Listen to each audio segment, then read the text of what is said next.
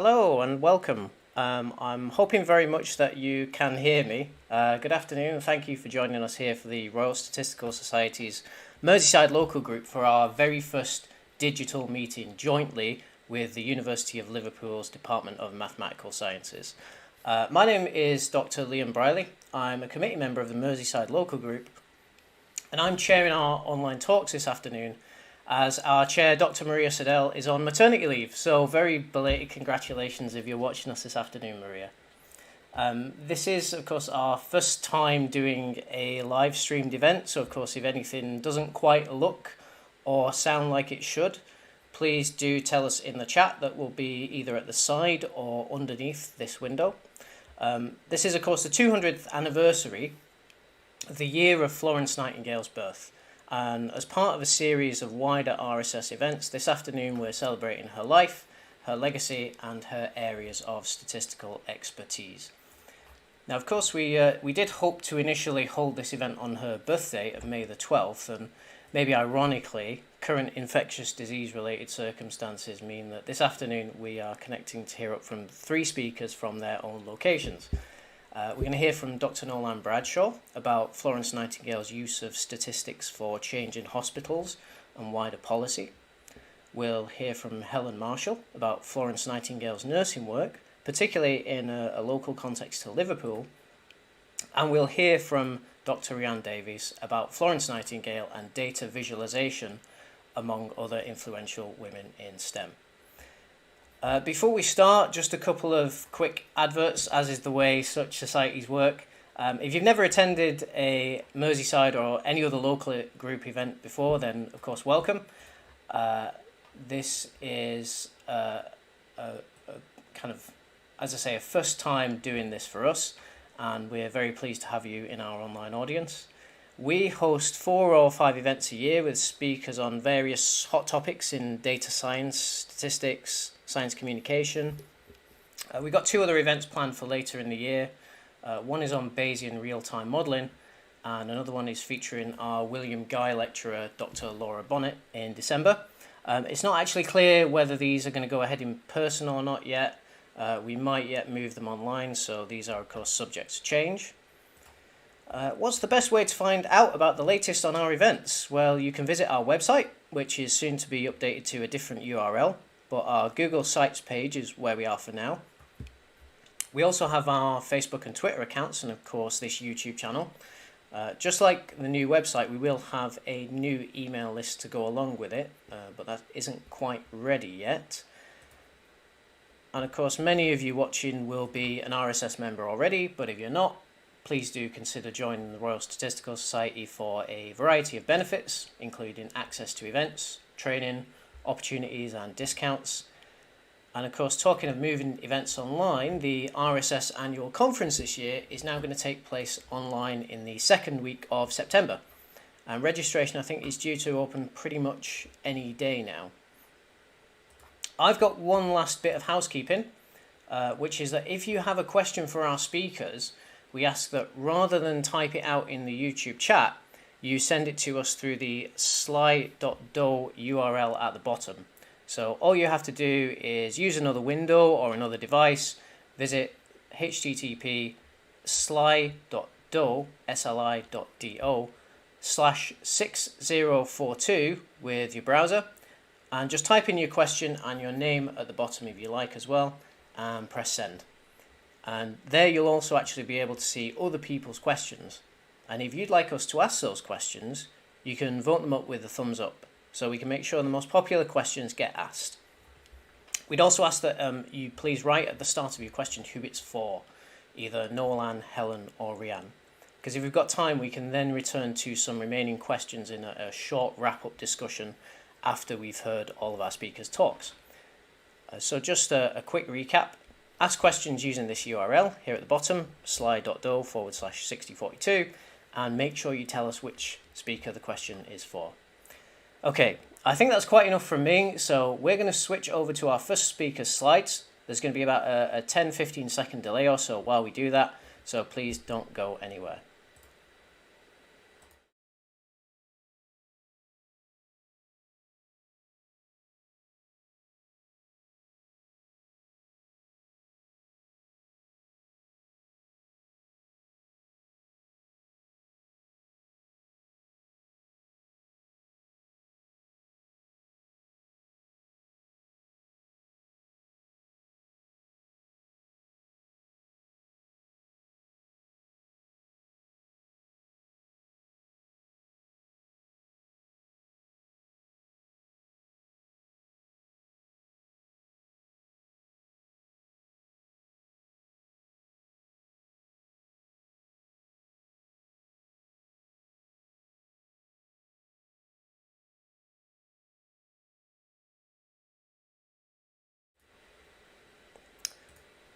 So first up, we are very pleased to welcome our first speaker, Dr Noel-Ann Bradshaw, who is currently Head of School at Computing and Digital Media at London Metropolitan University.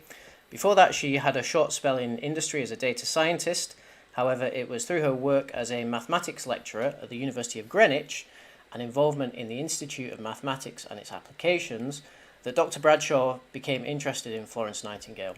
And she subsequently published various articles and book chapters on Nightingale's diagrams and statistics. So I will pass the digital stage over to you, Dr Bradshaw. Thank you, Liam, and thank you very, very much for inviting me to talk here today. So yeah, as Liam said, I'm going to talk about Florence Nightingale, how she used data and statistics to inform decision-making and save lives. So the research that I've conducted is partly from biographies of Nightingale, partly from Lynn MacDonald's extensive work and archives, but also from delving in myself to Nightingale's publications and letters.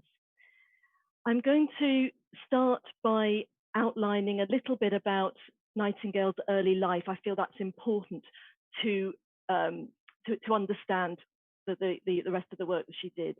I'll talk about how she ended up in the Crimea, her work that she accomplished after the conflict, and that's where most of this presentation is going to be about. And that'll cover the work she did on mortality rates, commentary on statistical methods and data management, talk a little bit about her later work around army encampments, educating working classes, etc. So, in terms of her early life, she was born in Florence, Italy on the 12th of May in 1820, so as Liam said, 200 years ago. She grew up in England in Lea Hurst in Derbyshire, and they spent the summers there, and then in Embley Park in Hampshire, where they spent the winters. And in some of the talks that I've done, I've dressed up as Florence, as you can see from the picture, and that's actually taken in her father's study at Embley, which was an amazing opportunity to go there. And then she died aged 90 on the 13th of August, 1910. Florence left behind a large number of letters, and I think some of her early letters, it's really interesting to read them and see what she was like as a child. I get the feeling she was quite precocious. She liked attention to detail. None of my children aged 8 would have written a letter like this to their grandmother, actually listing the animals that they saw. And the detail of the 6 monkeys, 3 in a cage, 3 chained to a pole with a little house on top. It just shows something about Florence's mindset from quite an early age. Here in a letter to her sister, she tabulates here the fruit and vegetables that she has been sorting out at home. And this again, I think, was written when she was 8 or 9. And she sorts them into little ones and dainties and things like that. It's really interesting. In terms of her education, her father oversaw her education and that of her sister, Parthenope. And she had an education similar to that of a boy at the time, and obviously that was unusual for the sort of for girls at that time. And Florence said of her education, "I can never be sufficiently thankful to Papa for having given me an interest in statistical and political matters."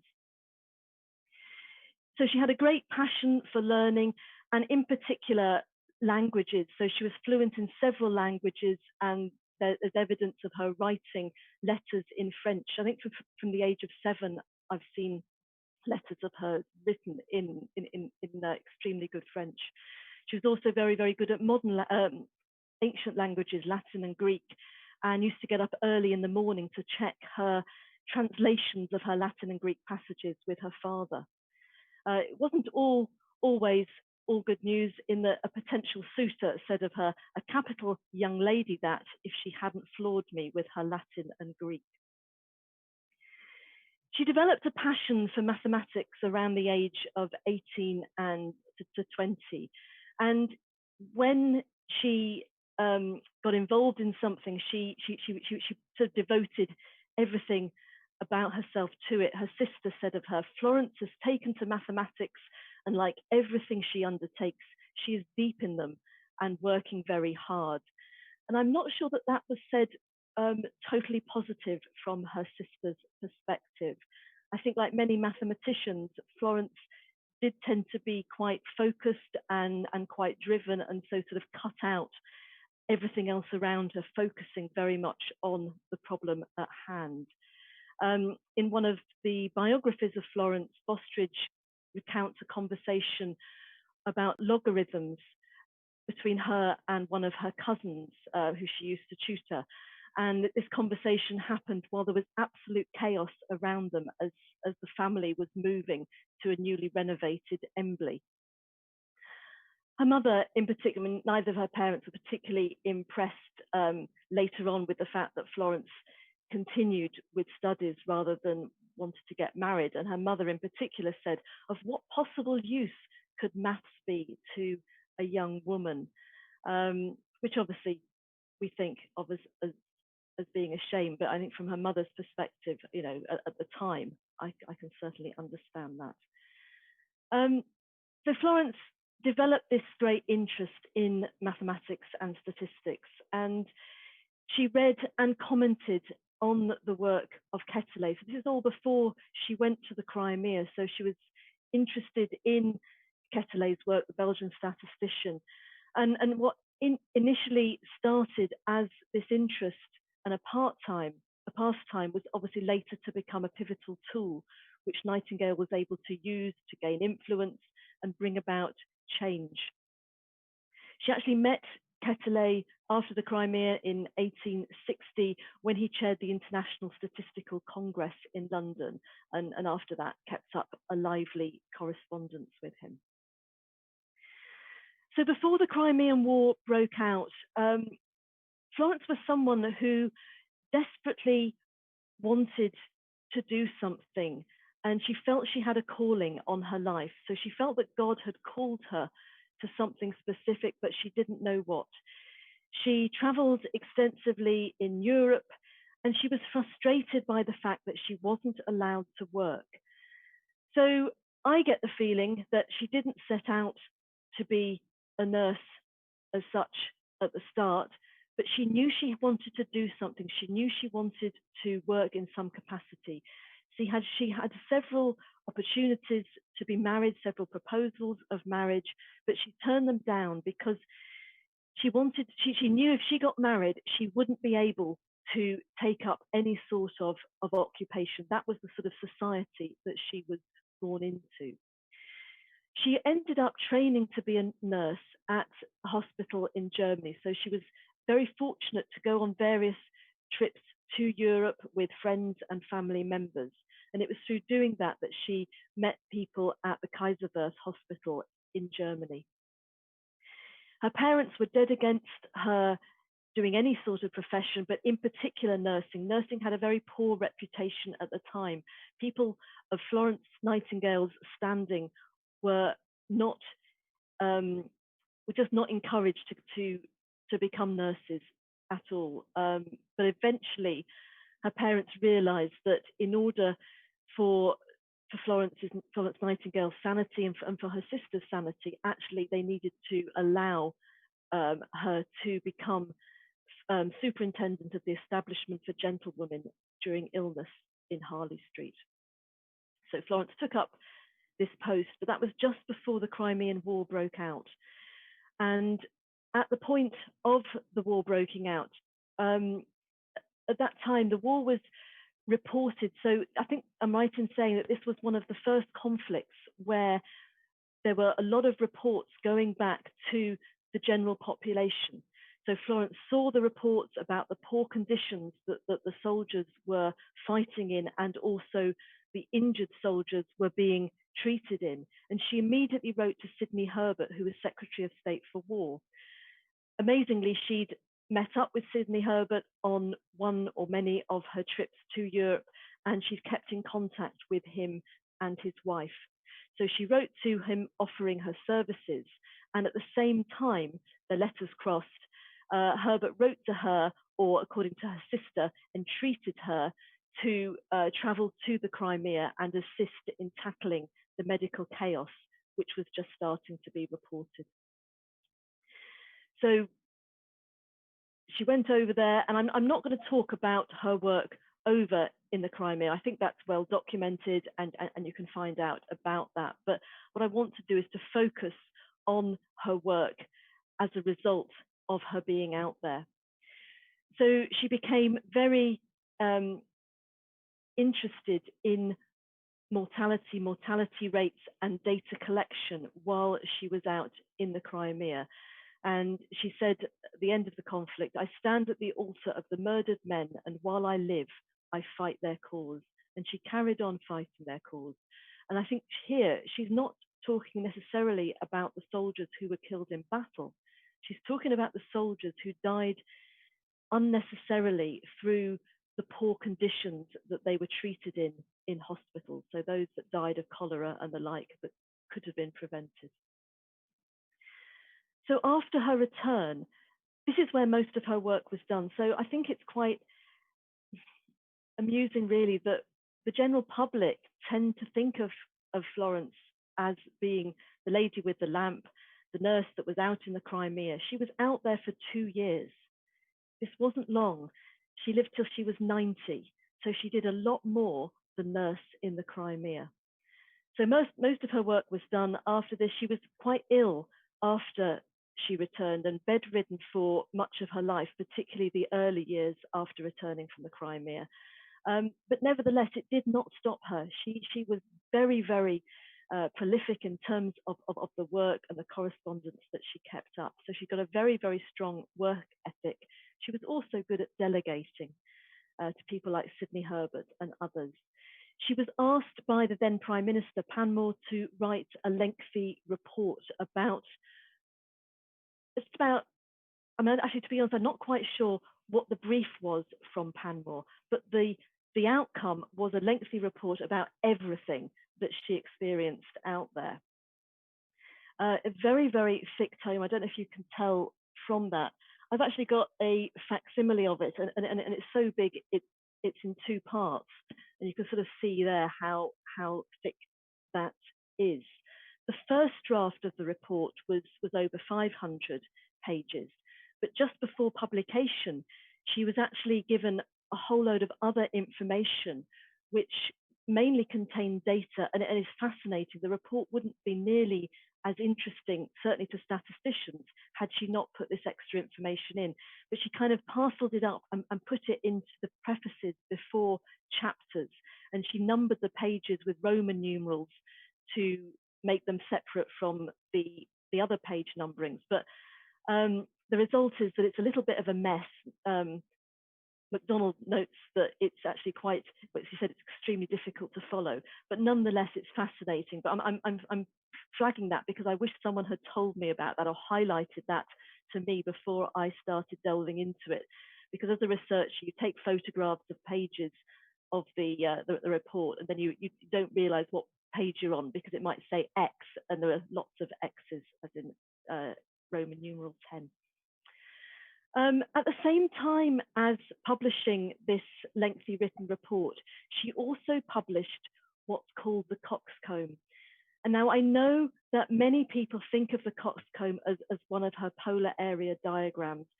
If there's anything that you take away from this talk, please take away this. The Coxcomb was her pamphlet of diagrams. Sidney Herbert referred to it as the Coxcomb because it was the addition. So it was this adornment, if you like, to her report, because her report is very dense, very wordy, and this pamphlet of diagrams and tables just kind of puts all of the report into context. Nightingale actually didn't think that many people would look at the Coxcomb, many people would look at the diagrams and tables. Nevertheless, always the optimist, she went on to compile a lengthy list of categories of ordinary people, as she called them, including Queen Victoria. Not sure she'd have wanted to be called ordinary. And Nightingale said of it that this pamphlet of diagrams was to give greater clearness to the numerical results in the body of the report and the appendix. What I particularly like in this Coxcomb, in the pamphlet, is that the opening paragraph says diagrams are of great utility for illustrating certain questions of vital statistics by conveying ideas on the subject through the eye, which cannot be so readily grasped when contained in figures. And whenever I talk on data visualization, and I've done various sort of lectures with students, etc., I always put that in. I just think it's an absolutely brilliant way to describe data visualization. So William Farr. Florence met with William Farr just after she returned from the Crimea. So shortly after, obviously before her report was published, she met him up at a friend's house in Edinburgh. William Farr at the time was chief statistician in the General Register Office, and he's well known for introducing statistical diagrams into the journal of the RSS. However, he didn't introduce that many, in that he was very keen that statistics should be the driest of all reading, he said, and he did complain that Nightingale's attempts were not sufficiently dry, despite her worrying that her writing was too dry. Actually, I think her writing was, I wouldn't say it was particularly dry, but it was lengthy. She didn't seem to know how to write concisely. I don't know if that was something that Farr was concerned about. But anyway, she realized that she needed to use diagrams in order to ensure that the message that she was getting across was clearly understood. And there's absolutely no indication that she made any attempt to address Farr's comments. It's fairly typical of her. So in this lengthy report, she mentioned statistics in two specific chapters. I mean, statistics are mentioned and numbers are mentioned all the way through, but there are two specific areas. One is in the preface to section 10, and she entitles this Statistics on Recruiting and Statistics on Invaliding Soldiers. And then section 11, which is notes on the inaccuracy of hospital statistics and the necessity of a statistical department. But as I say, there's numbers, calculations, tables, all the way through the report. What's fascinating is that you can be on one page and she's talking about an incorrect calculation and she's correcting it. And then a couple of pages later, she's talking about a recipe for chicken broth. I mean, it really is like that. It goes through all sorts of things to do with clothing, with diet, with hospital management, as well as detailed statistics and commentary on calculations. So it very much shows her attention to detail, her grasp of mathematics and stats, and really her passion for seeing this portrayed correctly and relevantly to different audiences in order to change the way they thought. I like to think that if she'd have been given the opportunity to go to university and to undertake research, this might have been her research question.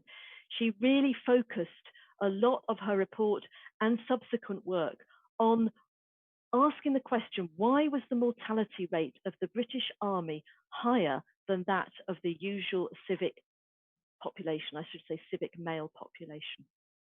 So what I want to do is to go through some of the issues that she looked at while she was researching this. So the first thing was data collection. So you need to remember that this was just something that she had seen through the data. So it's a bit like us in the current pandemic. You know, in 200 years' time, they will be able to look back on this pandemic and say, oh, well, it was because of this, it was because of that, they should have done this. If they'd have reported the data in this way, you know, it would have been much easier. It will be obvious in 200 years' time. But now it isn't obvious. You know, it's not obvious necessarily how we should be reporting data on COVID-19 and the pandemic. And so it wasn't back in Nightingale's time about mortality in the British Army. So she looked, first of all, at data collection when soldiers were being recruited. I mean, she understood that it was the very cream of the crop, if you like, the very healthiest men that were being recruited into the army. But the problem was, I mean, she says, the extremely imperfect manner in which our recruiting statistics are kept prevents us from arriving at any general or accurate conclusion. Some recruiting centres didn't collect data, others mixed up different sources of data, with the result that it was hard to know how many soldiers were rejected and why they were being rejected. So reasons for rejecting at the different centres was inconsistent. So it wasn't possible to conclude the condition of the health of the soldier at the point of entry. She also looked into hospital admissions. So in the Crimea, when she first got out there, they didn't have what she called bed ticketing. So they weren't keeping track of who was actually in the hospital beds. Later, then they then counted soldiers once a week. But of course, the problem there is if you count the soldiers, say, on a Monday, and a soldier comes in on the Tuesday, dies on the Thursday, there's no record of him being there. And she registered that not only was this a problem for the for record keeping and understanding data and statistics, it was also a problem for the relatives of the soldiers. And she was very, very conscious of this and very sympathetic to soldiers' relatives and family. She estimated that the hospital records in the Crimea may have only shown 1/7 of the cholera cases. When they did start, and also two other things, when they did start collecting data on admissions, there was often a delay up to a day, so that soldiers came in and then they had to wait until they were asked to give their details, and then they might have died before that happened. And then also details of hospital admissions were mixed up with soldiers who were already in hospital, who had already been counted. And so later on, there was double counting, triple counting, etc. So it was a bit of a mess, to say the least. There was also no real consistency on cause of death. So cause of death was noted by soldiers basically saying what they felt was wrong with them. So if they said, well, their worst symptom was pains in the back and legs, that was often recorded as chronic rheumatism rather than scurvy. They also had a situation of bodies being lost at sea. So soldiers who died at sea were thrown overboard with no records of who had died.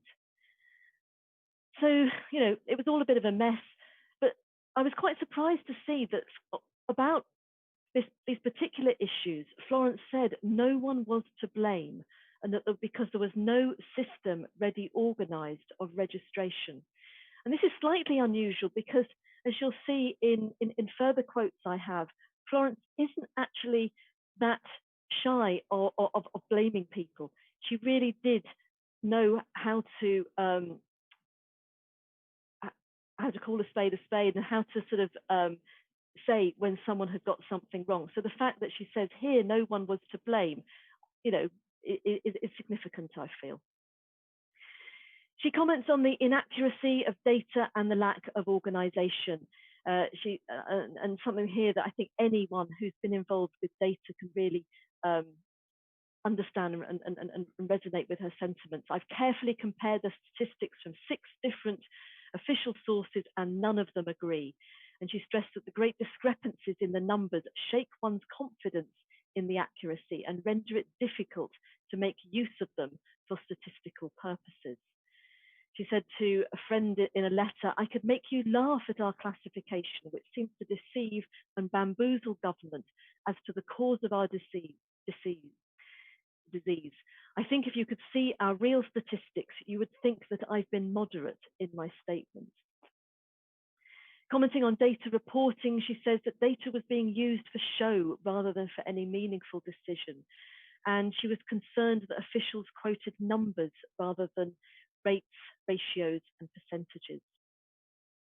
When I first started looking at Nightingale's work, this was the first thing that I came across. And I think I was in the Wellcome Library, and my jaw must have dropped because I was expecting, I'm not quite sure what I was expecting, but I certainly wasn't expecting anything that had a sarcastic or ironic tone to it. So here, Nightingale is commenting about a commandant for the official information of Her Majesty's government. This is a letter that was written back to the politicians during the Crimea. And this chap says, sickness has very much diminished and so has the mortality.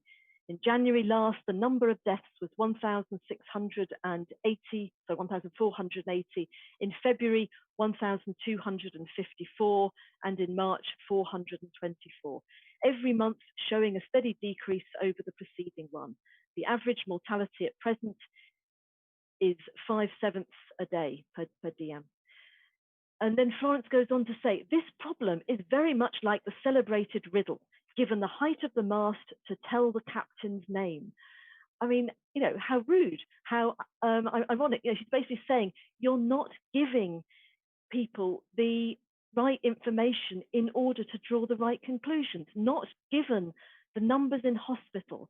You can't tell if there's a steady decrease in its mortality. And actually the real fact was this, that there's an appalling increase of mortality up to the end of February, reaching nearly 43% that month, from 32%, which was in January. And she also goes on to say that numbers of their own are useless without the strength. So 5/7 deaths per day equates to 1,877 a year. But you need to know if that's out of 8,000 or 3,000. You know, this makes a big difference. In her report, she comments on problems with averages. So I don't know if you can see this table here, but I mean, there's lots of problems with it, and she goes on at length for pages talking about this particular table. But in particular, she comments on the fact that this is for 15 years. So they've taken an average of data over 15 years, and they've just sort of combined it.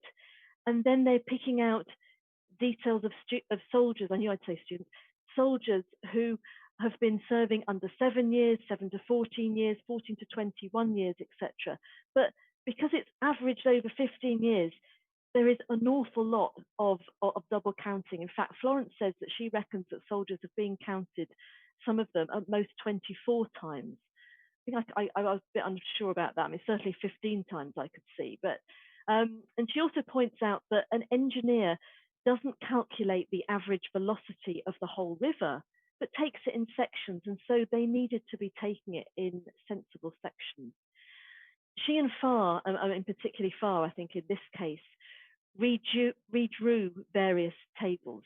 So this is just an example. It's not sort of giving exactly the same information on the last one, because she puts that into a number of different tables. But you can just tell from this is just so much clearer, isn't it? You know, you can clearly see the age of the soldiers, the number who are alive, those that have been dying and invalided, and then splits this out to dying and invalided separately, and then completed years of service. So, you know, it's just obvious that it's much, much clearer to show it like this.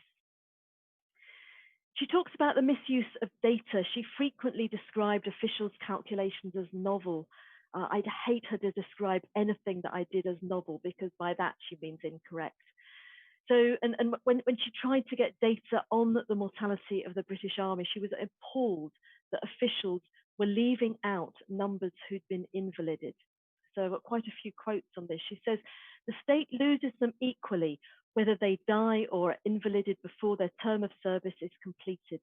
To have kept back this data shows either utter ignorance of the importance of their bearing, or a willful intention to keep back the truth. To say that the mortality in the Guards is double that of civil life is to make an understatement of the truth. It's more nearly treble. For the army mortality merely shows the deaths among those staying in the service long enough to die in it. It does not show the deaths among those discharged to die elsewhere.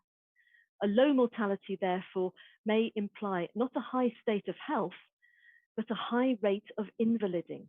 For if every man likely to die were invalided, the army would appear immortal, for not a man in it would ever die. I mean, I just think that's such a brilliant quote, really making her point very, very clearly. I'm not going to show many diagrams, but I've actually talked to Rhian about the diagrams that she's showing, and there shouldn't be any or much overlap here, because she really added to what she was saying by producing these line graphs. So she drew a number of line graphs which are in this pamphlet, in the Coxcomb, and you can clearly see here where she's graphed the number of deaths of the English male population against the deaths of those in the foot guards. And you might think, well, yeah, but this was during the Crimea. No, it wasn't. This was after the Crimea. So this was the foot guards who were stationed at home at rest. These were not soldiers who were fighting. So what she was saying was, why?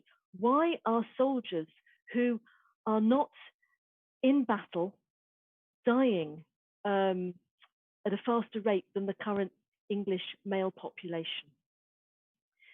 She compared the English population in particular diseases. So here we've got zymotic disease, there we have tubercular disease, and then other disease. And you can see that when she compares the English male population to infantry on the line against, again, at rest, there's about double in terms of zymotic disease and like cholera, etc., and then things like tuberculosis. She also put a cost to this increased mortality. And then she provided a new method for calculating mortality, including the invalided soldiers. And she ended up saying that the real annual mortality of the foot guards after correction is 26 annual deaths in 1,000, whereas in the male population, civic male population at the time, it's about 9 annual deaths in 100,000, so significantly more. One of my favorite diagrams, I've got 2 favorite diagrams that I want to show you. One of these is forecasting, and it's a really early example of forecasting. So here she's graphing the effectiveness, so the current effectiveness of the British Army. So the army in its current state, the effectiveness is here in pink, the numbers being invalided is in yellow, and you've got those who've died in black. Along here, you've got ages, and then here, your numbers.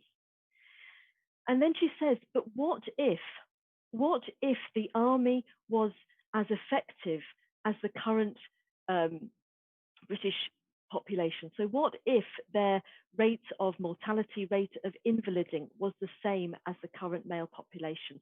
Then this is their effectiveness. And again, I think, if you're teaching anything on data visualization, for me, this is just a classic example, because it's just getting that point across, telling a story. It is just so clear through her visualization here. Something else that she mentioned, I just want to quickly slip in because I think it's relevant to today. She was very, very concerned that people sort of heard about deaths in the army that could have been prevented, and because they were large numbers, that people weren't really taking it seriously. So people took very seriously when they heard, and I think this was just before the Crimea, that or during it, that 400 men on board the Birkenhead had died at sea through carelessness. But when it came to deaths in the British Army that could have been prevented, people weren't taking that as seriously because of the large numbers talked about. So in terms of concluding her work, again, this is one of the diagrams that I like to bring to students' attention. Here she's showing the density of army encampments in these 3 circles. These are the plans that the Quartermaster General had for soldiers in the barracks. And as you can see, they're densely populated. So here we've got areas that aren't so densely populated. So although you probably can't see the sort of dots and hexagons quite so well, I think you can tell that there's more of them than over here. This one relates to the worst area of London, so the highest density in the worst area of London.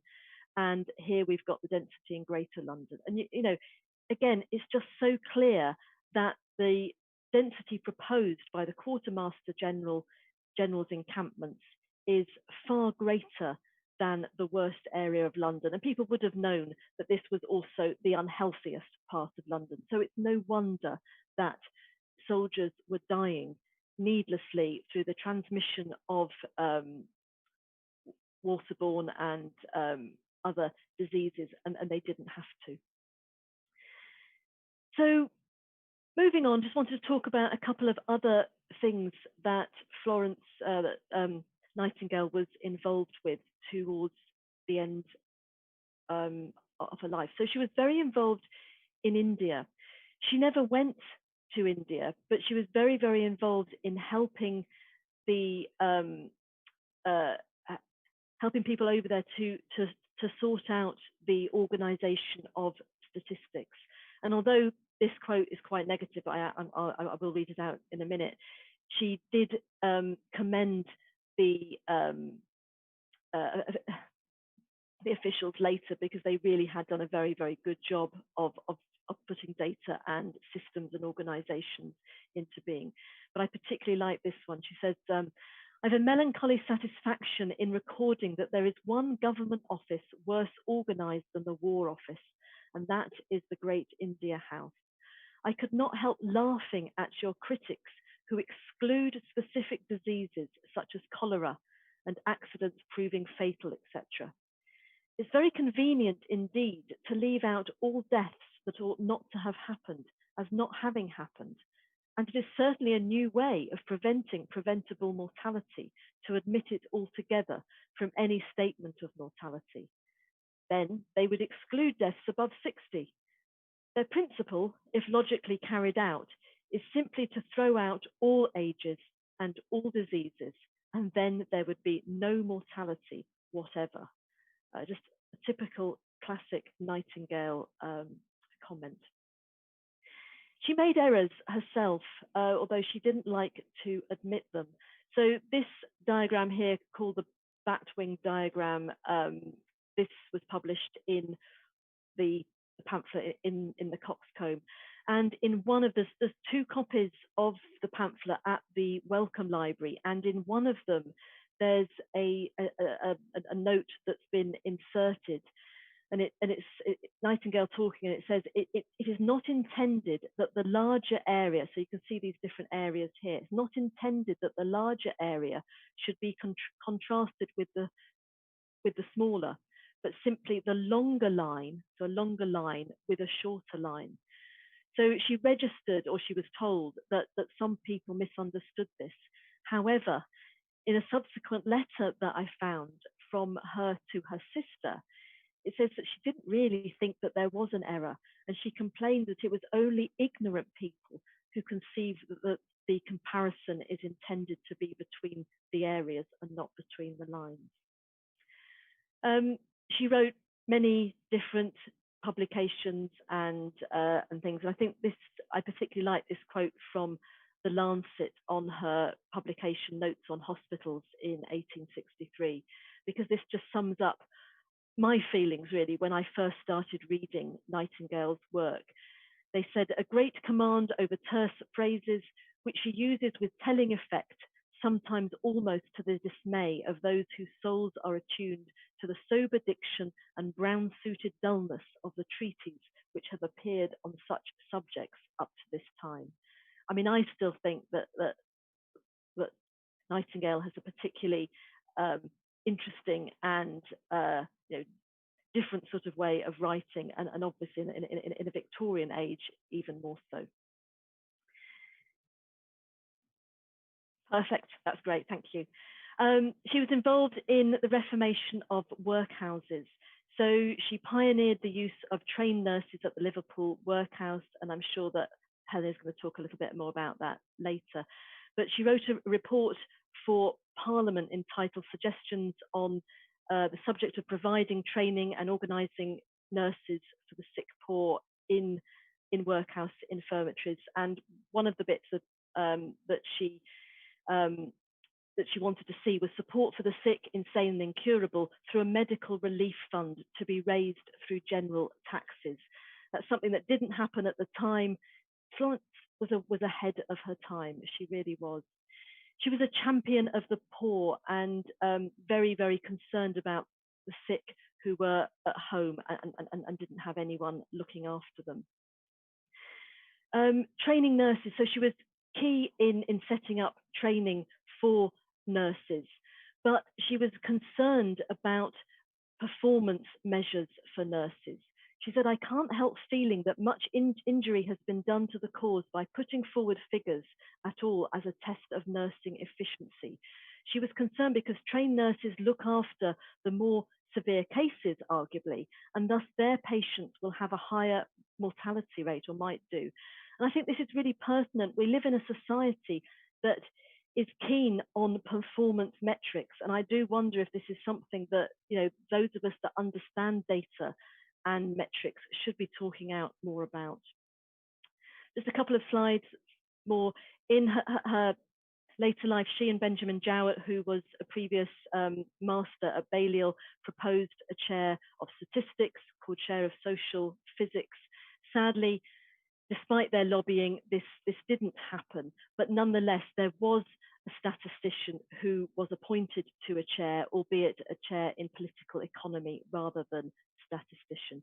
And there's no doubt that Nightingale's work in bringing statistics into the public domain helped to contribute to the acceptance of statistics as a worthwhile academic subject in its own right.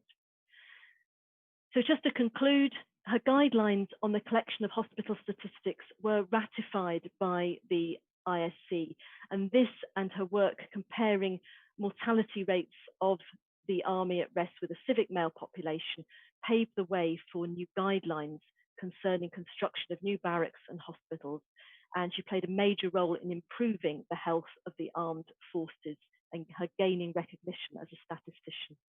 Her analytical work helped government and the armed forces to make better decisions, and as a result of her diagrams, government statistics were never the same again, and indeed her visualizations were used in the routine publication of census and other data.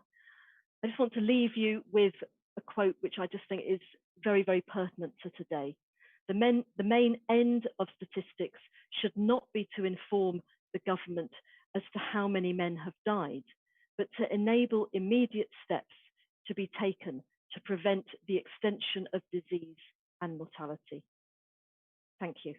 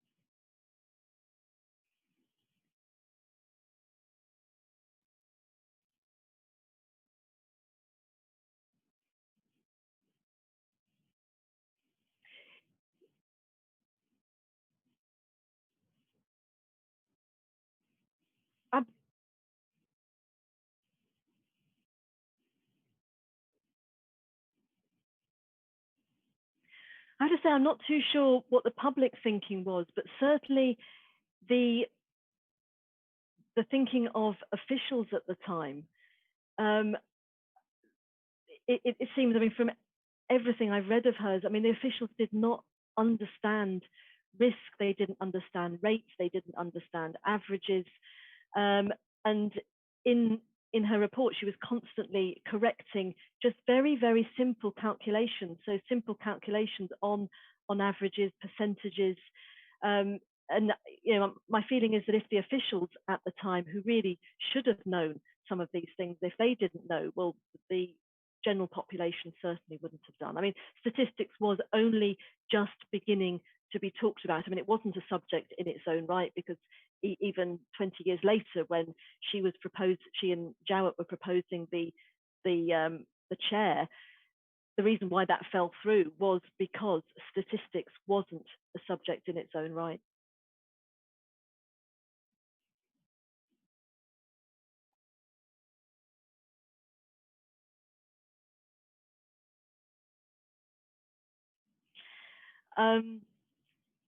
I think she would have been banging on the door of number 10. I've just realised I'm probably being recorded, aren't I? So I ought to watch what I'm going to say. But yeah, I think she would have been. I mean, the fact that with the work that she was doing, she was constantly on the back of politicians, sort of arguing with politicians. She would have absolutely been doing that today. She would have been, I think, horrified by lots of the stories that we read in the media about the way in which statistics have been, or the models have been looked at. I mean, I think if she was around today, she would be doing her own modelling. She would obviously have had a very different education. I think she would have been interested in, dare I say, artificial intelligence, machine learning. She would have been doing some mathematical modelling of her own. And my goodness, I really wish we had. I mean, we do have people like Florence Nightingale today, obviously. Yes, yeah. I'm just aware that apparently my mic cut out there, just so that people know. The question there was, what would Florence have made of COVID-19? So I'm going to move on to our next audience question, which is, what would Florence make of the current challenges related to STEM gender imbalances? Yeah, I think, she'd be concerned about that. I mean, she was a pioneer of women's rights. She was keen for girls to have the same education as boys. I think she would hate to see the gender imbalance, and it would certainly be something that she would be fighting for, as indeed so many of us are. It's just obvious from her upbringing, her education, that she considered mathematics in particular to be absolutely fundamental and key to understanding so much about life. And she would want girls in particular to understand that and to be able to go into careers and to see more girls going into STEM careers. And we've got another question here. What immediate impact did Florence's work have on the collection of data and the treatment of soldiers?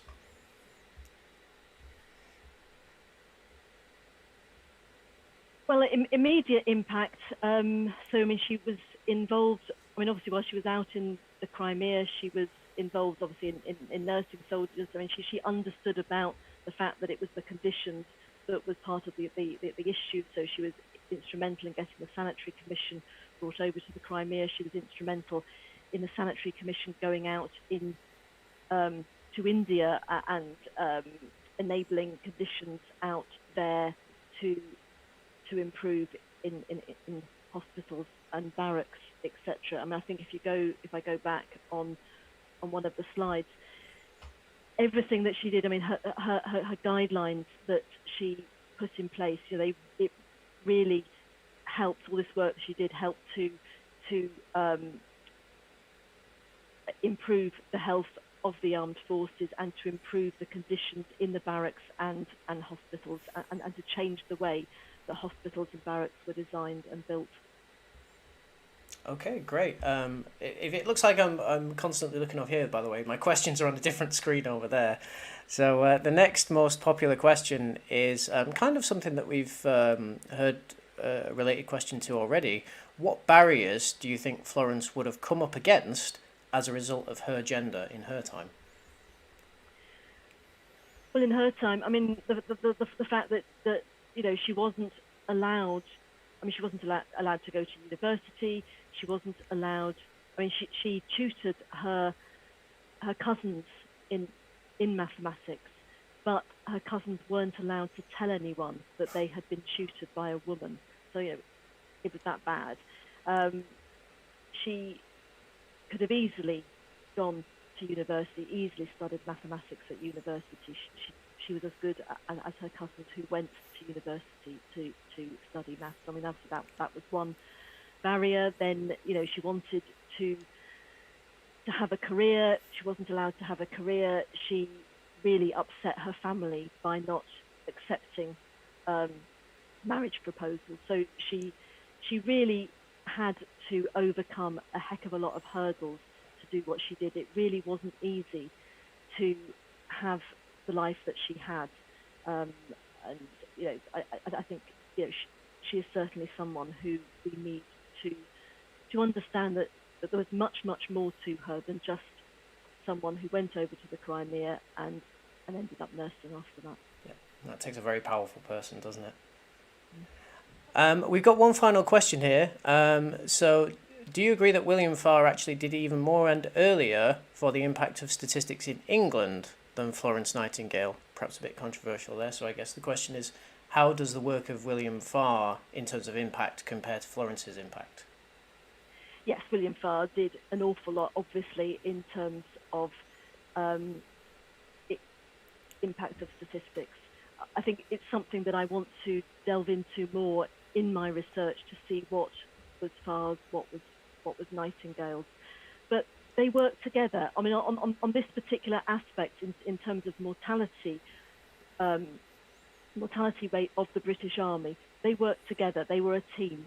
And indeed, one of the slides actually I didn't show was a motto that Farr suggested that they should use together, which was a quote from Goethe's, which, if I remember rightly, it's something about numbers being used to tell how well the world is being governed. So,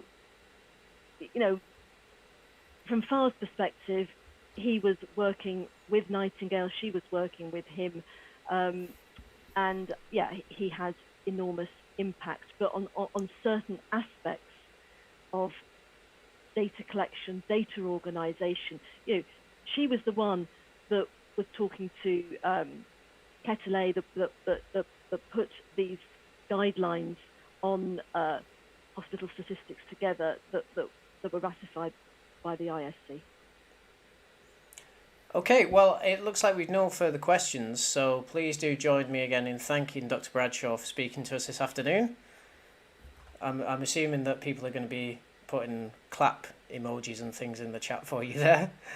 Thank you again for joining us, Dr. Bradshaw, and we're going to switch over to our second speaker of the afternoon, so again, we will be back very shortly. Please don't go anywhere.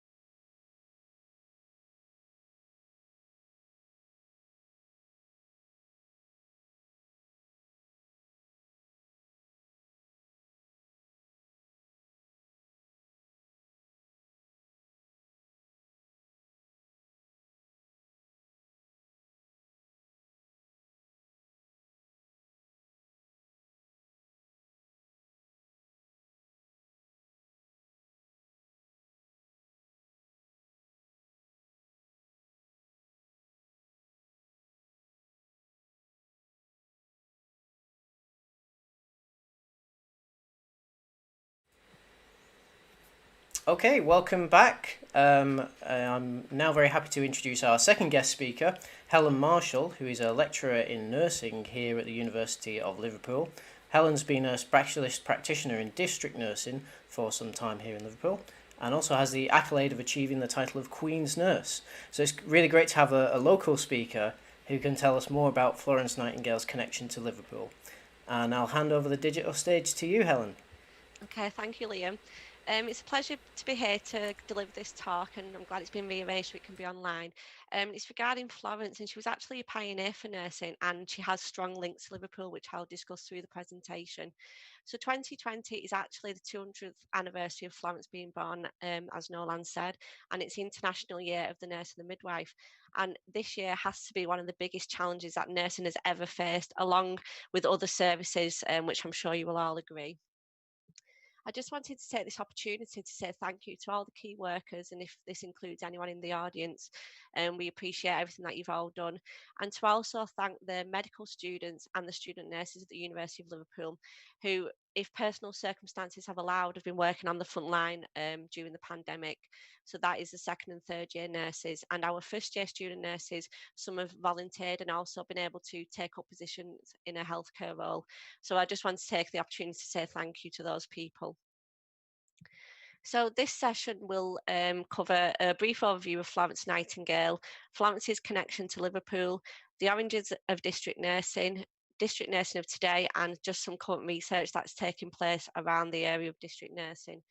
I appreciate we may have a mixed audience and people may have no or very little knowledge of healthcare, but I will aim to explain everything fully. But obviously, if you do have questions, there is going to be time at the end for you to ask those to me. So just a little bit about myself. I graduated from the university in 2008, and I went straight into working in the community setting because this is the area that I just knew I wanted to work in. So I was a community nurse, tissue viability specialist nurse, and my last role was as a safeguarding adult specialist nurse.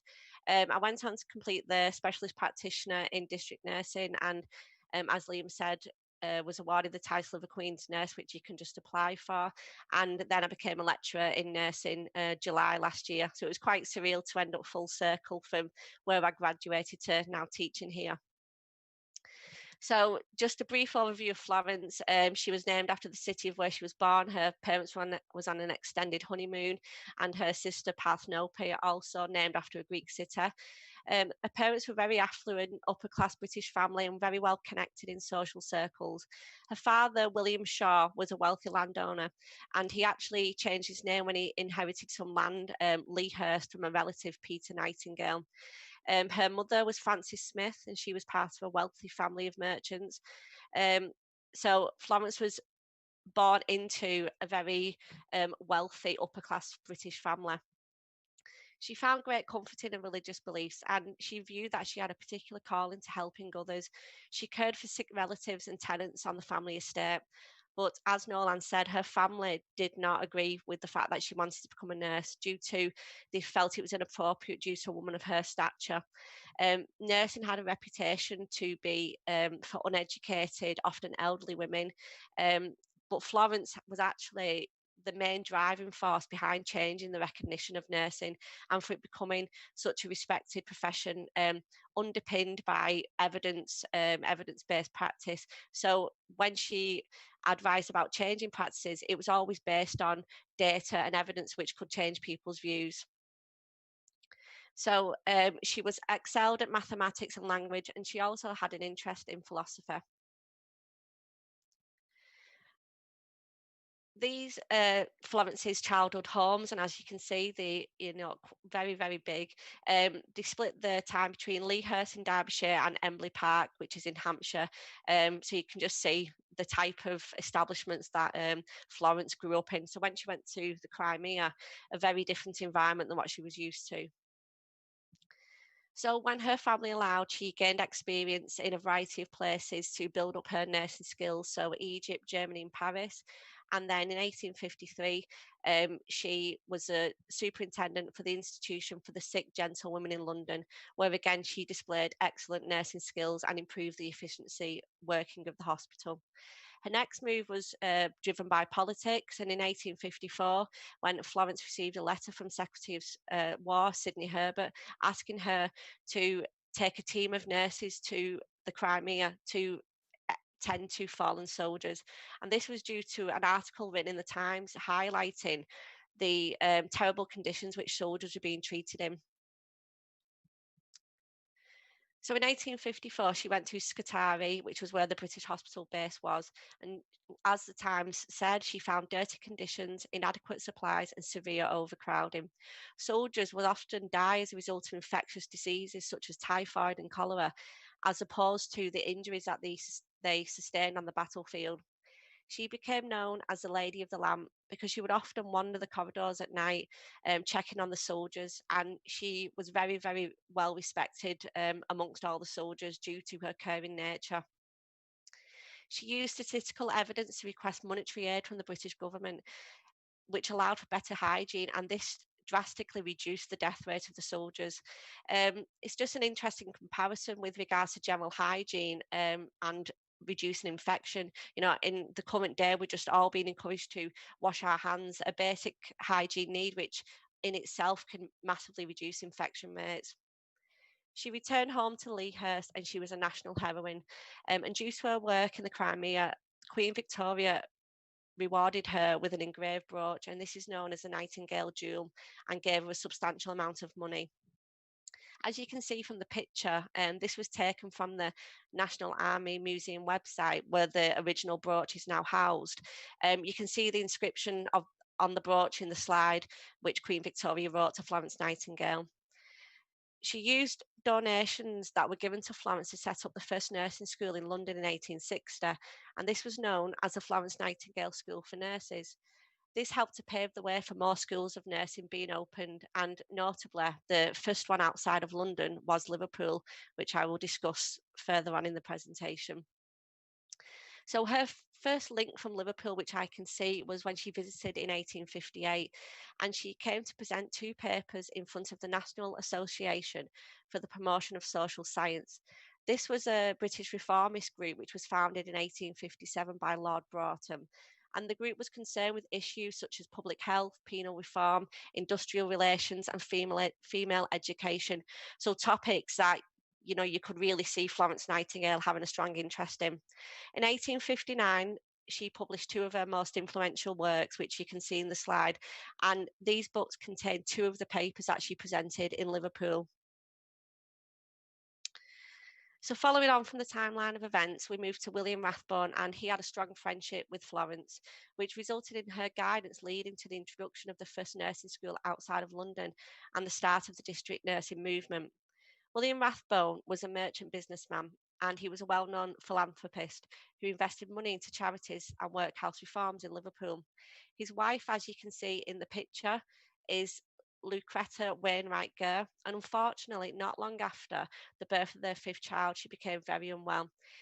Mr. Rathbone employed a private nurse called Mary Robinson to care for his wife at home until she passed away on the 27th of May, 1859. So this is a picture of Mary Robinson. This was the nurse who came to look after William Rathbone's wife. William Rathbone saw the benefit of caring for people at home, and when they was unwell, he wanted the poor to also have the same opportunity. Prior to the district nursing service, people would be sent to workhouses which had a medical area in them, but it was not an ideal environment by any means to be cared for. Workhouses housed homeless people, orphans, people who had nowhere to live. So people who were dying effectively was just one of this population. And if you can think of the type of environment that these workhouses had, it was just not a dignified way and not a dignified place for a person to die. So we asked Mary Robinson to stay for 3 more months to help to set up his vision of a district nursing service. But what he found was that there was a lack of skilled nurses that he could recruit into this service. So in 1860, William took the advice of Florence regarding this issue, and she advised that he needs to set up a nursing school. This way, he can train nurses to a high quality, which would then be employed as district nurses. So this school was established in 1862, and it was attached to the Royal Infirmary site. So for district nursing purposes, the city was divided into 18 districts, each being a group of parishes, and each district was under the charge of a lady superintendent who were drawn from wealthy families. This remains similar today because district nursing teams cover different wards in Liverpool, and they are dependent on their alignment to a specific GP practice. So again, the City of Liverpool is broken up into different areas. District nursing associations began to spread to other parts of the country, so Manchester, Leicester, London. Then they became nationwide, and there are actually district nursing services worldwide as well now. So it was an international movement, if you like. So this is a quote that William Rathbone gave regarding Mrs. Robinson and starting the district nursing service. And I feel this quote still has a lot of meaning to the district nursing service of today and nursing in general, when we appreciate that we can make a difference in people's lives just by going to work, and the satisfaction that that can bring. Sometimes no amount of money can give you the satisfaction of seeing the care and appreciation that you've given to a patient and their families. So if people are familiar with Liverpool, you've probably seen this building. It's just on the outskirts of Liverpool, not far from Princess Park. And this was the first nurses' home, which was set up in 1863. And as you can see, there is an image of Queen Victoria just above the door, just above the red door, and the wording that is on the building I've put in the slide. So it's an amazing piece of history for the city, which recognises the start of a district nursing service to help the poor, and for those less fortunate, so that they could have a dignified death at home and be cared for at home, just like wealthy families were able to have. So the Queen's Nursing Institute was a charitable organisation, and this was founded in 1887. Florence, again, was also instrumental in starting this. She was very forward-thinking, very visionary. The Q&I was responsible for the training of district nurses from 1889 to 1968, and the criteria for acceptance was to have completed 3 years training as a state registered nurse. The qualification then given to these nurses was a Queen's Certificate in District Nursing. The charity was renamed in 1973, and it became the Q&I, and they actually reinstated the title of Queen's Nurse in 2007 after an absence of 40 years.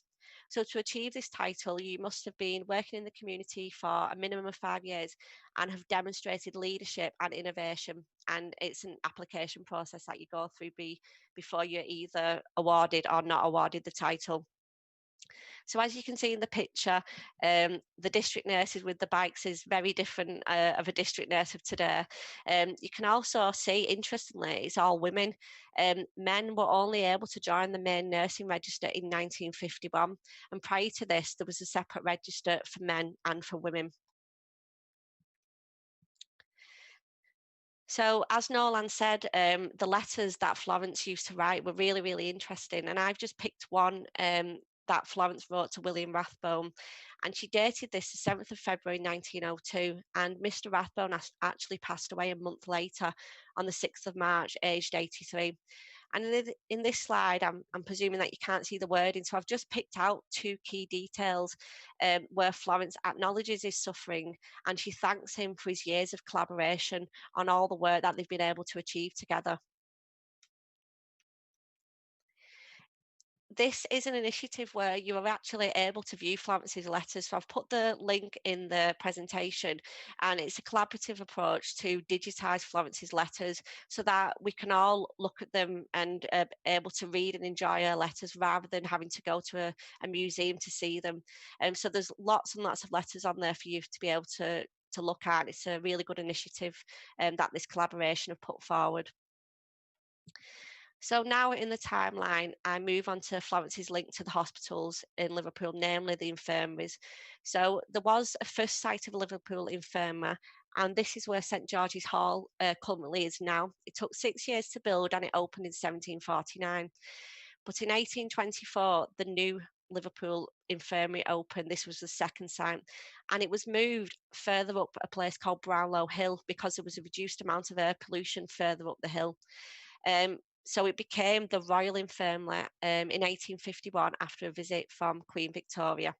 So as you can see in the picture on the bottom, the red brick, that is exactly how it looks today. It's very close to the university campus, and it's actually a GP surgery of present day. This is Agnes Jones, and she came to Liverpool in 1865, again on the recommendation of Florence Nightingale, and she came from her nursing school based in London. She led a team of nurses to support the workhouse reform, and William Rathbone was also a strong advocate for this. For those that don't know or are not familiar, workhouses were where poor people lived who had no job or residence. They also homed orphans, the physically and mentally ill, disabled people, the elderly, and people who were effectively dying. So Florence, as I said, felt that the sick should be cared for in a separate establishment, which promoted a more caring and dignified environment. So Agnes led a team of nurses that came to Liverpool to try and advocate for this reform and improve standards. But unfortunately, Agnes actually passed away aged 35 due to an outbreak of infection in the city. However, the work that she started lived on, and this was the beginning of aiding the workhouse reforms. Here you can see this is a signed photograph which Florence gave to nurses to mark 1 year since the introduction of trained nurses in Liverpool Workhouse. So this particular one was addressed to a nurse called Henrietta Walker, and the original of this is in the Florence Nightingale Museum in London. Again, this is a big achievement for Liverpool, because with the guidance of Florence, Liverpool was the first place outside of London to employ trained nurses in a workhouse. Previously, the women who worked in these workhouses were uneducated, often illiterate. So the fact that they were now educated people going to care for these people was a real achievement. That Liverpool was only the second place effectively that did this. So as I mentioned, Florence was a strong campaigner for the workhouse reform, and in 1867 there was an Act of Parliament introduced which led to major reform and better conditions to care for the sick. This was the Metropolitan Poor Act 1867.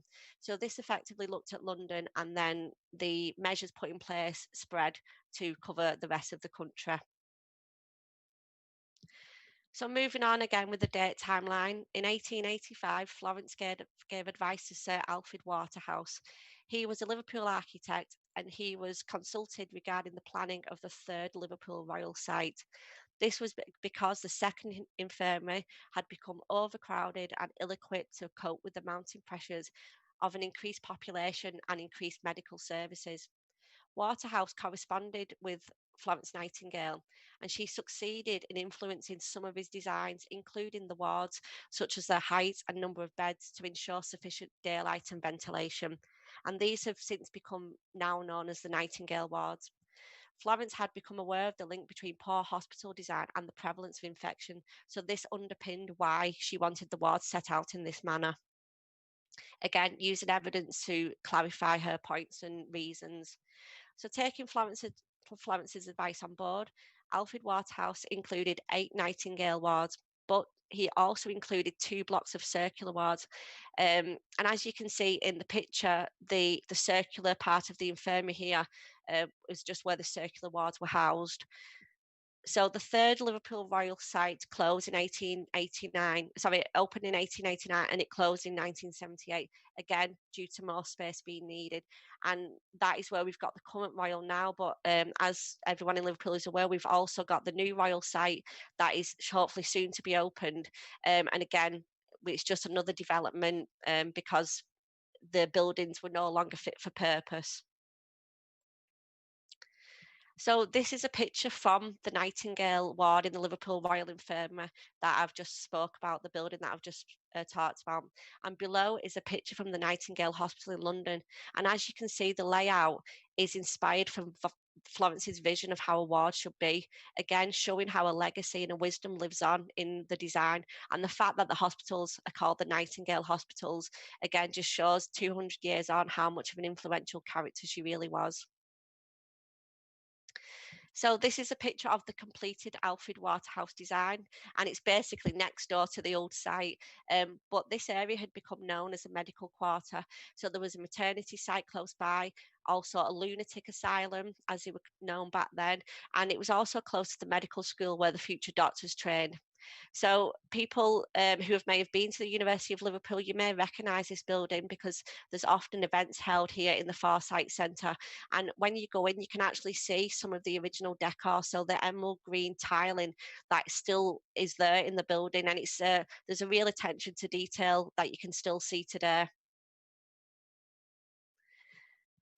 This is a stained glass memorial window which was in the chapel of the hospital, and this was commissioned by someone called the Liverpool Royal Infirmary Nurses League. This was a group that was founded by a matron called Mary Jones, and the aim of this group was to create a bond between the nurses who worked at the infirmary, and actually that is exactly what it did. The league only closed in 2018, just due to the fact that all the nurses became older and were no longer able to continue the group. But that group continued for, more or less 80 years. So you can see the stained glass window. There's in the slide, it tells you who is in the window. So second down is Florence Nightingale, and just below her is the Rathbone district nurse.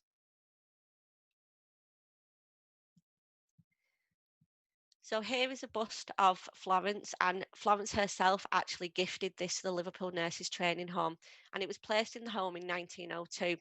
And as you can see in the slide, I've put the inscription of what is on the statue, and it just thanks the people of Liverpool and William Rathbone for the introduction of a district nursing service and a nursing school. So in the picture, you can just see the difference in the uniform of nurses of 1902 compared to what nurses of today were. And again, another piece of visual art, which is in Liverpool, dedicated to Florence. It just demonstrates how much of an impact she had on the city with all these pieces of artwork dedicated to her. And this is actually near the original district nurse's home. It was unveiled in 1913. This was 3 years after Florence's death. And this was to commemorate her impact on the city of Liverpool and its nursing journey. So lastly, we move on to district nursing of the present day in the city in which it was founded. So I've created a word cloud with just some of the things associated with district nursing.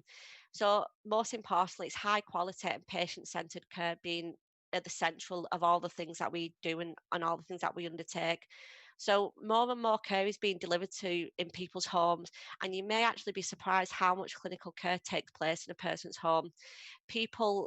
The patients now are increasingly complex with many health conditions, and these type of patients would ordinarily may have stayed in hospital a lot longer, but now they're being cared for in the community.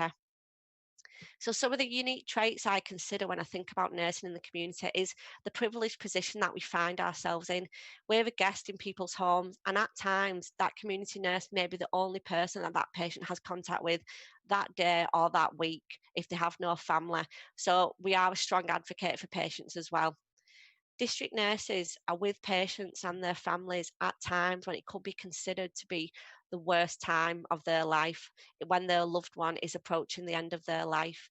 A district nurse is pivotal in being able to provide a dignified and comforting death, which can help with the bereavement process. In Liverpool, it's a 24-hour service, 365 days a year. And as a community district nurse, you often are going into the unexpected. So it's important that you can lead and coordinate care. So you might go into the house thinking you're going to carry out one clinical task, and actually when you go in, there's a whole lot of problems that you need to resolve before you can actually do the clinical task. And lastly, unlike a hospital ward, a district nursing caseload never appears to be full.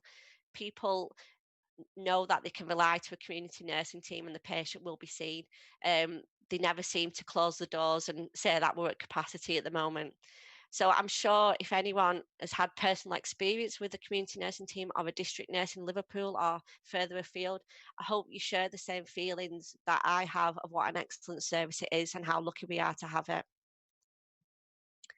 So the government is committed to increasing care in the community. So this is the long-term plan that was published in 2019, and it sets out the 10-year plan for the NHS effectively. Patient feedback says that people want to be cared for closer to home and in their own home if possible. And so investment is needed in community services to allow for this.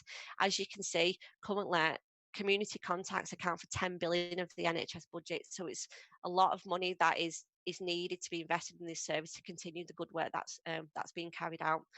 So there was a lot of innovation taking place where services are working in an integrated manner. So for example, you might have a district nursing team working alongside a social worker, physiotherapist, things like that.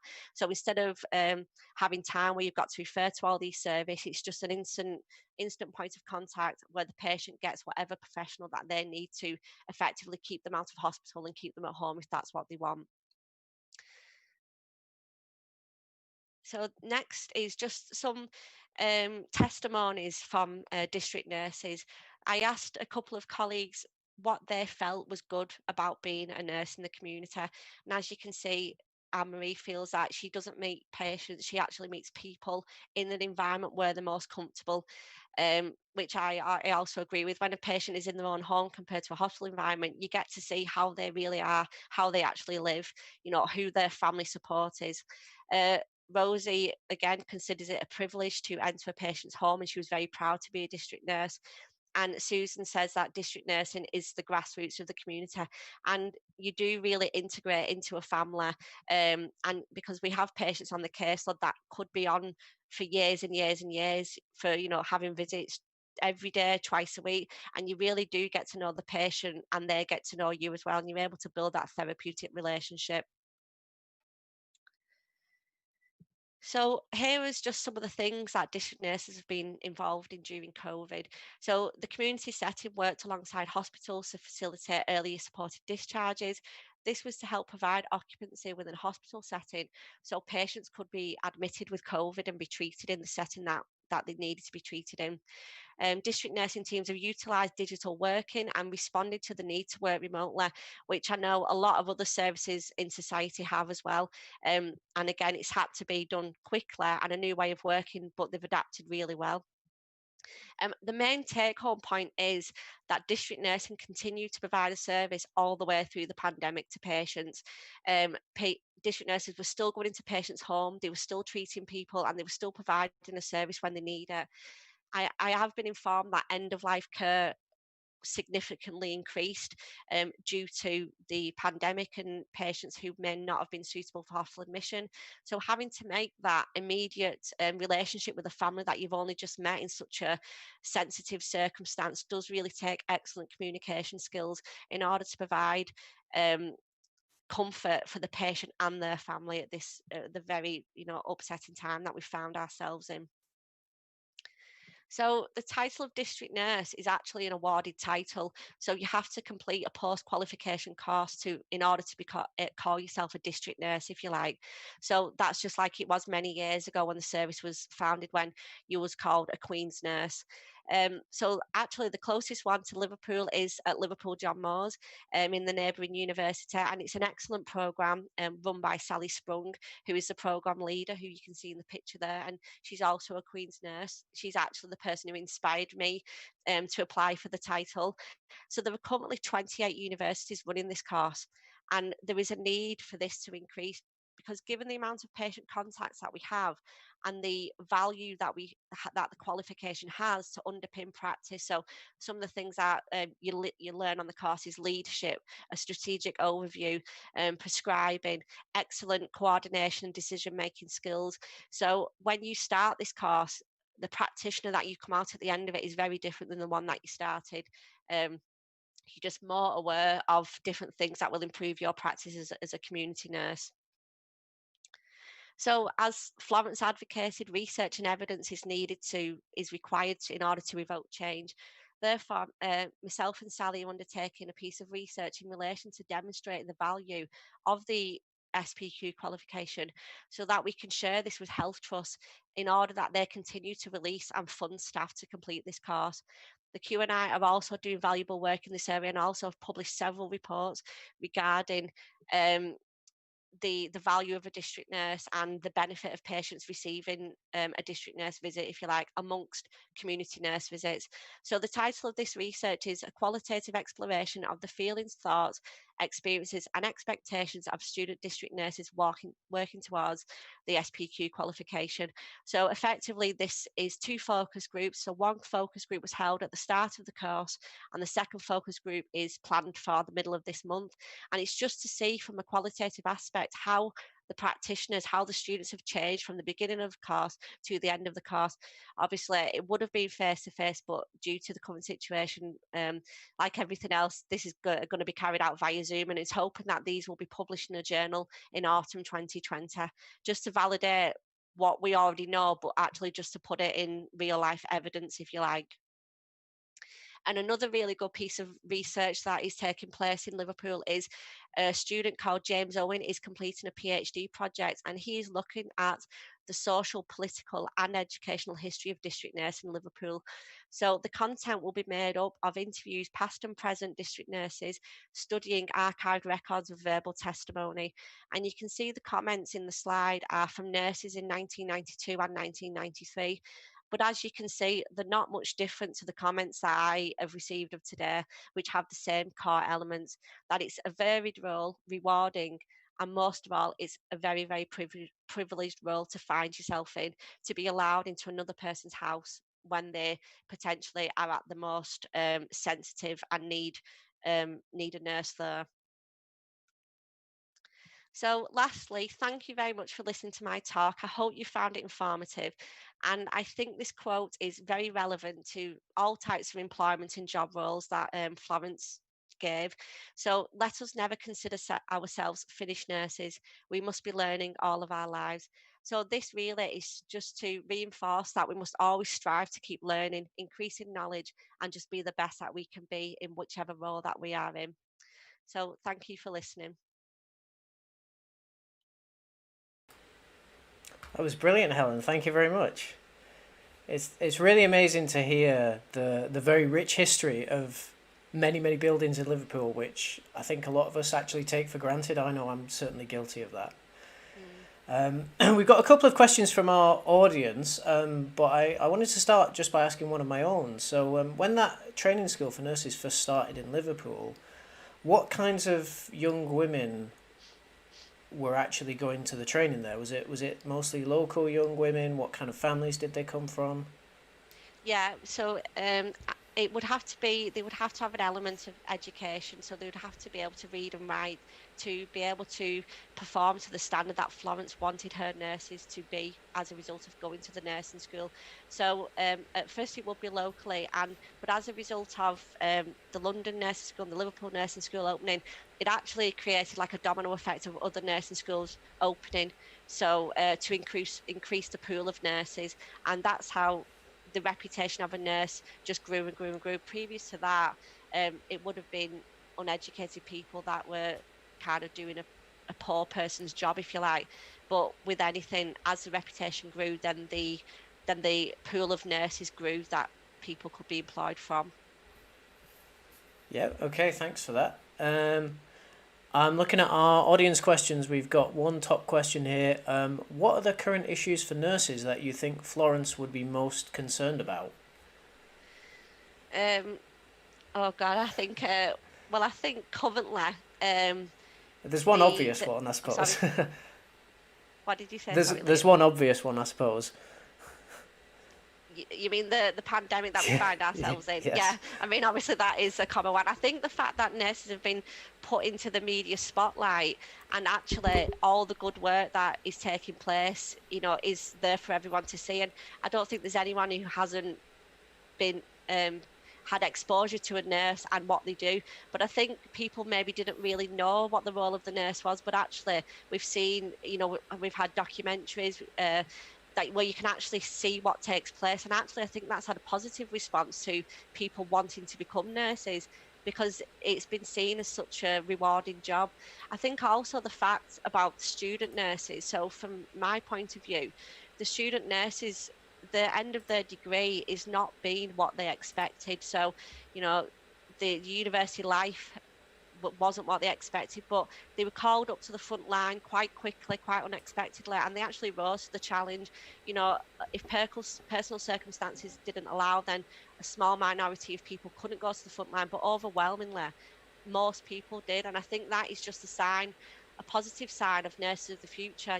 When they were needed, they went to the front line and they worked to look after the patients, and that's what they wanted to do. That's why they started the course. Great, okay. We have another question here. Do you teach students about Florence and her legacy, even her advances in the statistics of health, or do you let her influences speak for itself in your teaching? Well, actually, I run a first year module, which is the introduction to nursing. And actually, the first session, when I introduce what nursing is, I do talk about Florence and a couple of other pioneers in the field, because I think it's important that no matter how many years after Florence we go, we need to understand where nursing came from and how it has developed into the profession that we've got today. I think history is important to know the roots of things, where they've come from and how it's developed, so that we can appreciate what we've got today. Okay, and we have one last question from our audience at the moment. Would Florence approve of the university's current use of the old hospital buildings? Well, I think actually they are very respectfully used. You know, the decor is still all there to be seen, and actually a lot of health events take place in that building. So, you know, if the building's not fit for purpose, we've had to move on to bigger and better things. And I think she understood that things can't stand still. You know, we have to move with the times and we have to progress, because that's what really her legacy was. She was always pushing for more things to happen. So I think the fact that it's been kept within the university and it's been treated respectfully, and we hold nursing events in there, we still actually are using it for, you know, a health related topic, if you like. So I think she will be happy with how we're using the building. Yeah, I'm glad to hear that, because I know a lot of people watching, me included as well, are based in those buildings. So I think from now on, from your talk, I've learned something that's certainly going to inspire me whenever I go back to be able to sit in my desk there. Yeah, there's probably a lot of artifacts in the building, and myself included, that I actually want to go back now to look at, because I've probably walked past them a million times, but I've seen them, but I've not looked at them, if that makes sense, you know. Yeah. And I suppose I should ask a follow-up question to that, really. For those of our viewers who are not based in Liverpool, is there anywhere online you can do any kind of virtual tour of those buildings or look at plans and pictures? No, but I could inquire, and then I can get back to you on that, because I'm sure there will be people who are involved with the Foresight Centre that there will be videos out there. So I'll do some research and get back to you on that. Brilliant. Okay. That's all our questions for now. So please do join me in thanking Helen once again for a fantastic talk. There should usually be some sounds of clapping here. Thank you. And we'll move over to get the slides ready for our third speaker of the afternoon. So again, we won't be just a few seconds.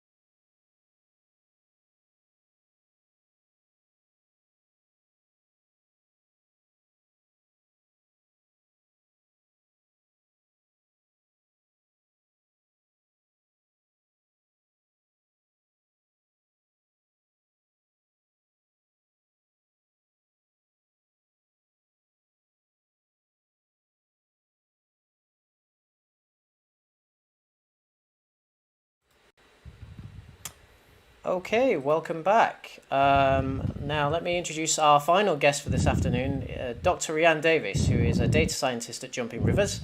Dr. Davies is an RSS Statistical Ambassador, which is a group that I'm also part of, which I kind of like to think we're a squad of stats superheroes that help the media and public understand stats. She also runs the Our Ladies Meetups for Lancaster. Communicating stats and women in STEM initiatives are therefore two things that I know she is very passionate about. So I'm very much looking forward to hearing about data viz for better. Rhian, the digital stage is yours. And just before we start, can I think we're getting a lot of breath on your mic. Are you okay to just move it a little further away? I can do, yep. How's Fab. that? That's better. Thanks. Okay, the digital No stage worries. is yours. Cheers, Liam. I will keep my breathing to a minimum. So, hi everyone. I'm Rhian. Like Liam said, I'm based up in Lancaster, and I work for a lovely little company called Jumping Rivers, which is possibly the most mysteriously named data science company ever. So I spend about half of my time teaching people and running courses, teaching them how to do statistical modeling, but using programming languages such as R and Python. And then I spend the other half of my time helping clients and doing consultancy. So helping people visualize public health data, building dashboards for them, or doing predictive modeling on, say, where a water pipe is going to burst. So all sorts of stuff. And I look at Florence Nightingale's famous polar area diagram approximately once a week. And this might come across as a little bit weird. And in fact, if you came round to my house in Lancaster for a cup of tea, or you bumped into me at Aldi, where I do my shopping, other supermarket brands are available, you might think I'm a little bit odd. And this is because I have a very large collection of Florence Nightingale paraphernalia. I'm thinking about starting up my own Florence Nightingale museum up in the north to rival the London one. And this is just when I was doing my PhD at Lancaster University, one of the professors in maths and stats, Professor Nadia Mazda, started running a Florence Nightingale Day aimed at young 16, 17-year-old girls who are interested in mathematics, and just to showcase the broad variety of maths and stats topics there are out there. And that started in 2013, and I helped out on it most years, and so I've collected year on year the sort of tote bags that they give away at the day. So whenever you see me in Aldi, it's literally just like 5 Florence Nightingale bags. It's rather amusing. And on the mug, and I've got one of the mugs here, I've been having a nice cup of tea during Noel-Ann and Helen's talks. It does say on it, Florence Nightingale, 1820 to 1910, nurse and statistician. So we've had the statistician talk and we've had the nurse talk. And I would argue that actually Florence Nightingale was also a really good communicator. And I might go get my Sharpie pen and just write on the bottom of that mug later, and communicator. And although it's not on the mug, actually, I think that's probably because in order to be a really good statistician, you have to be an excellent communicator. And I think as well, in order to be a great nurse, you probably have to be a very good communicator. So, and I think this is where Florence Nightingale's data viz skills really come into place. Because she was very aware of a responsibility to use the data that she collected and the tables and the graphics, not just to get her research published or to make a snazzy chart for Twitter. You know, she wanted to target the people that were high up, and she wanted to make sure that they saw this data, they understood it, and they made a change. So it wasn't just about showing the story, telling the story, a nice little anecdote. It was about saying, hey, look at this data, we need to do something about this and make a change.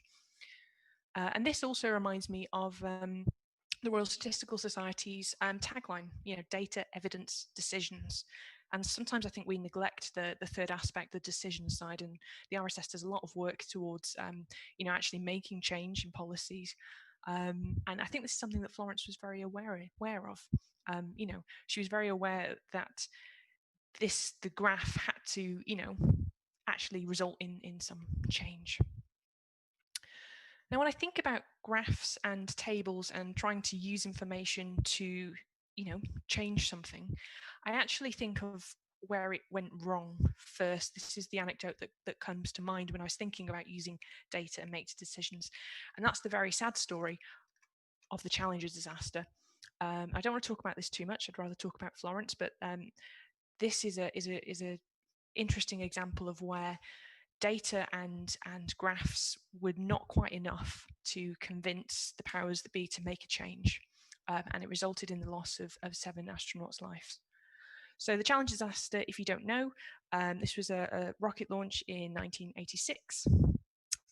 And the night before the launch, the engineers and the rocket builders who had built the Challenger were very concerned. Effectively, it was going to be a very cold day on launch. It was going to be around 0 degrees, less than 0 degrees Celsius, 31 degrees Fahrenheit, and they'd not really launched at that temperature before. And when they had launched at that temperature, there'd been a number of problems.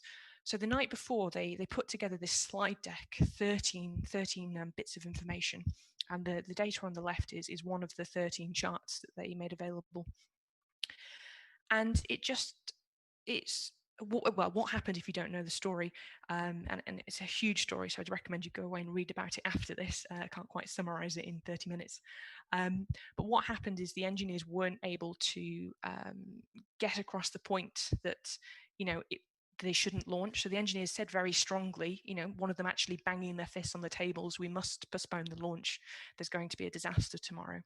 And effectively, the NASA officials overrode that, decided to launch, and 73 seconds after launching the rocket, the O-rings failed. There was a gas leak, and the rocket exploded in midair on live television. And it's not really the engineers' fault. I mean, it was the night before. They didn't have much data. They were trying to communicate via fax. And in the retrospective, it seemed more as a failure of management to listen to the engineers rather than a data viz problem. But it is interesting, when I looked through the 13 charts that were available, and it was mostly tables, I found it hard to actually, pull out that information. So actually this chart here is showing a bunch of different rockets on the left, and the bottom one is the Challenger, and it shows the temperatures in Fahrenheit that were estimated for the launch date, 27 to 29 degrees Fahrenheit. And then here are some other launched rockets and the temperatures at which they launched. And looking through this and the other sort of 12 tables that were faxed across, I couldn't really, see with great evidence that this was going to be a problem. However, a retrospective graph done by Edward Tufte, and you can read a really great story about the Challenger disaster in his book, Visual Explanations, shows, one possible viewing of the data, which, immediately to me tells a bigger story. So on the x-axis here, we have temperature in Fahrenheit. So this is about 0 degrees for us centigrade. And up the y-axis, we have the O-ring damage. So this is sort of not necessarily how many O-rings would explode, but how bad the problem would be. And by plotting all of the successful launches, rather than just highlighting this one data point, which they did in the table earlier, you can see more clearly, one, that there was more damage, it seems, at colder temperatures, but also, and this is the big one for me, that they had no data between sort of 27 to 53 degrees Fahrenheit. So, they were sort of launching a rocket 20 degrees colder than anything that they had any information about. So I guess I just wanted to get across the point here that, sometimes really thinking about how you present your information can make a big impact. And I think this is something that Florence was aware of. Now, going back to Florence, if we think about where she sat in terms of Victorian Britain, at the time, tables were sort of the go-to in terms of explaining information. So as Noel said, data was quite small. They weren't doing great things in terms of data collection at the time, and showing individual data points was seen as perhaps the better way to do things. So graphics, although there were graphs coming about, bar charts and pie charts and such, tables were really seen as the responsible way to showcase data. And Florence did do a number of these, as we've seen in Noel's talk, and the pamphlets and the large amounts of writing she did.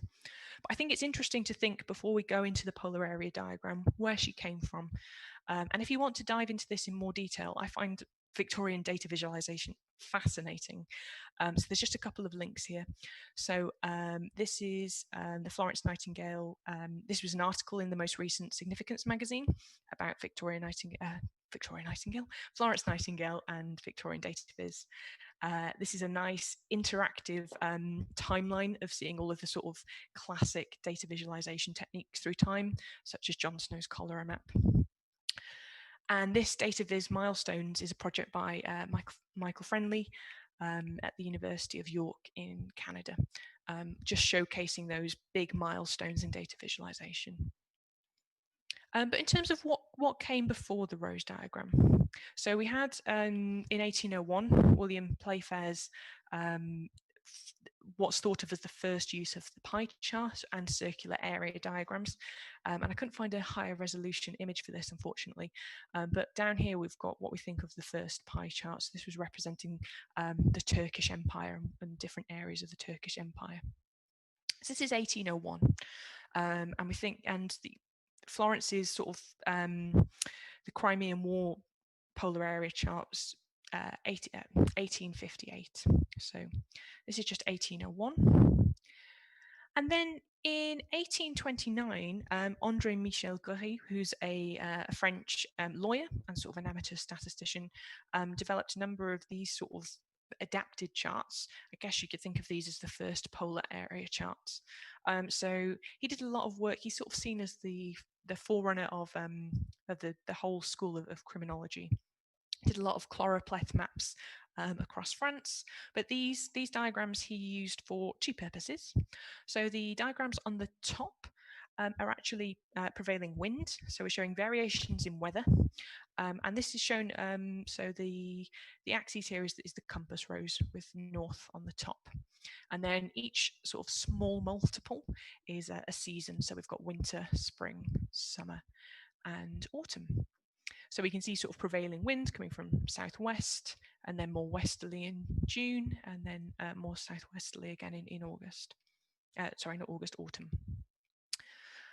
So we think this is probably the first use of polar area diagrams in 1829. And then these bottom ones are representing birth and deaths by hour of the day. So we've got a 24-hour clock going around here. And we've got, I think this one is for births and this one for deaths. And we think that William Farr had either did some work or certainly aware of the work that André Michel Curie was doing.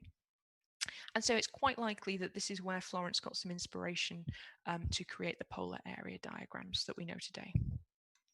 And in fact, in terms of meteorology, these types of graphics are still used. So I took this from the Meteo Blue website. This is the wind strength and prevalence for Liverpool for the last 2 weeks of data. So these sorts of charts are still used very much in meteorology to represent wind strength and direction. Okay, so onto the classic polar area chart, which is on my tote bag. Obviously, there's so much you could talk about in terms of Florence's visualizations and charts, and Noel's mentioned some really interesting ones earlier today. But this is the one I'm going to focus on. So things I really like about this, and I'll just talk it through in case you're not fully aware. So this is the British Army entering in 1854, and we've got a full year's worth here of data. And then this is from April 1855 all the way around to March 1856. And the chart on the right shows the state before any sort of interventions started. Okay, so the sort of state as Florence came in and before any interventions came. And then on the left, we've got as the interventions came in, what happened to the death rates. And the thing I love as a science communicator is how she's actually really written out how to read these graphs. Now, generally, when you're making graphics, it's sort of thought of anything you have to explain is bad because you're not actually communicating it well enough in the graphic. If you're not making it so obvious in the graphic that you have to write a bunch of text, then maybe you need to rethink your graphic. However, you have to remember that at the time, these sorts of graphics weren't the done thing. And in fact, even now it's useful to have this bit of text to be able to understand exactly as a reader how we're supposed to interpret this data. And especially if you remember that, the Coxcomb, as Noel-Ann, told us, the collection, the pamphlet that she was circulating was for the public. And for all sorts of people. So being able to communicate well exactly how one should read this graph is really, really useful. Differences between this and a pie chart. So in a pie chart, you've got different angles and you've got the fixed radii. So you're actually comparing the areas based on comparing angles. Now, it's been understood that we do struggle comparing angles, and we find it easier to compare lengths than angles. So in here, in the polar area chart, we're using the radius in order to manipulate the area, and we're keeping the angles all the same. While in a pie chart, you'd have the radius fixed, but the angle changing. So one nice thing over a pie chart for these is that it's easier to make these area comparisons. And another thing I really like about this chart is the fact that it's cyclic. And this is something that people sometimes don't like, but personally, I really like this in terms of we've got this whole month and we've got the whole year and we've got the months going around clockwise. And the cyclic nature of this kind of inspires in me the idea that, what if this intervention didn't happen? Well, we'd have this, going round and around and around. And so it sort of gives the feeling to me that, unless the intervention had come in, we would have, this same pattern happening over and over again. So I do quite like the cyclic aspect to these diagrams. But one of the common critiques that comes from this graph is why didn't you do a bar chart? And I mean, I could take all of the data, which I've done, and plot it in a bar chart, and I've split it up. I've put the first year on the left here and the second year on the right, and we've got a section through here just to split it. However, a couple of things. I mean, one, as Noel said, she did quite a lot of bar charts. She did this chart, she did the line chart that Noel-Ann mentioned earlier, and they're not the ones we've got on tote bags. And I think that's because she, in order to grab attention, you want to stand out and show something different and be a bit creative about the way that we share our data. And also, I think the cyclic nature does really add to this. So she did make tables, she did make bar charts, but we've only got either the rose diagram or the polar area chart that's stuck with us today. So I think that's one of the reasons that we would argue to use this over a bar chart.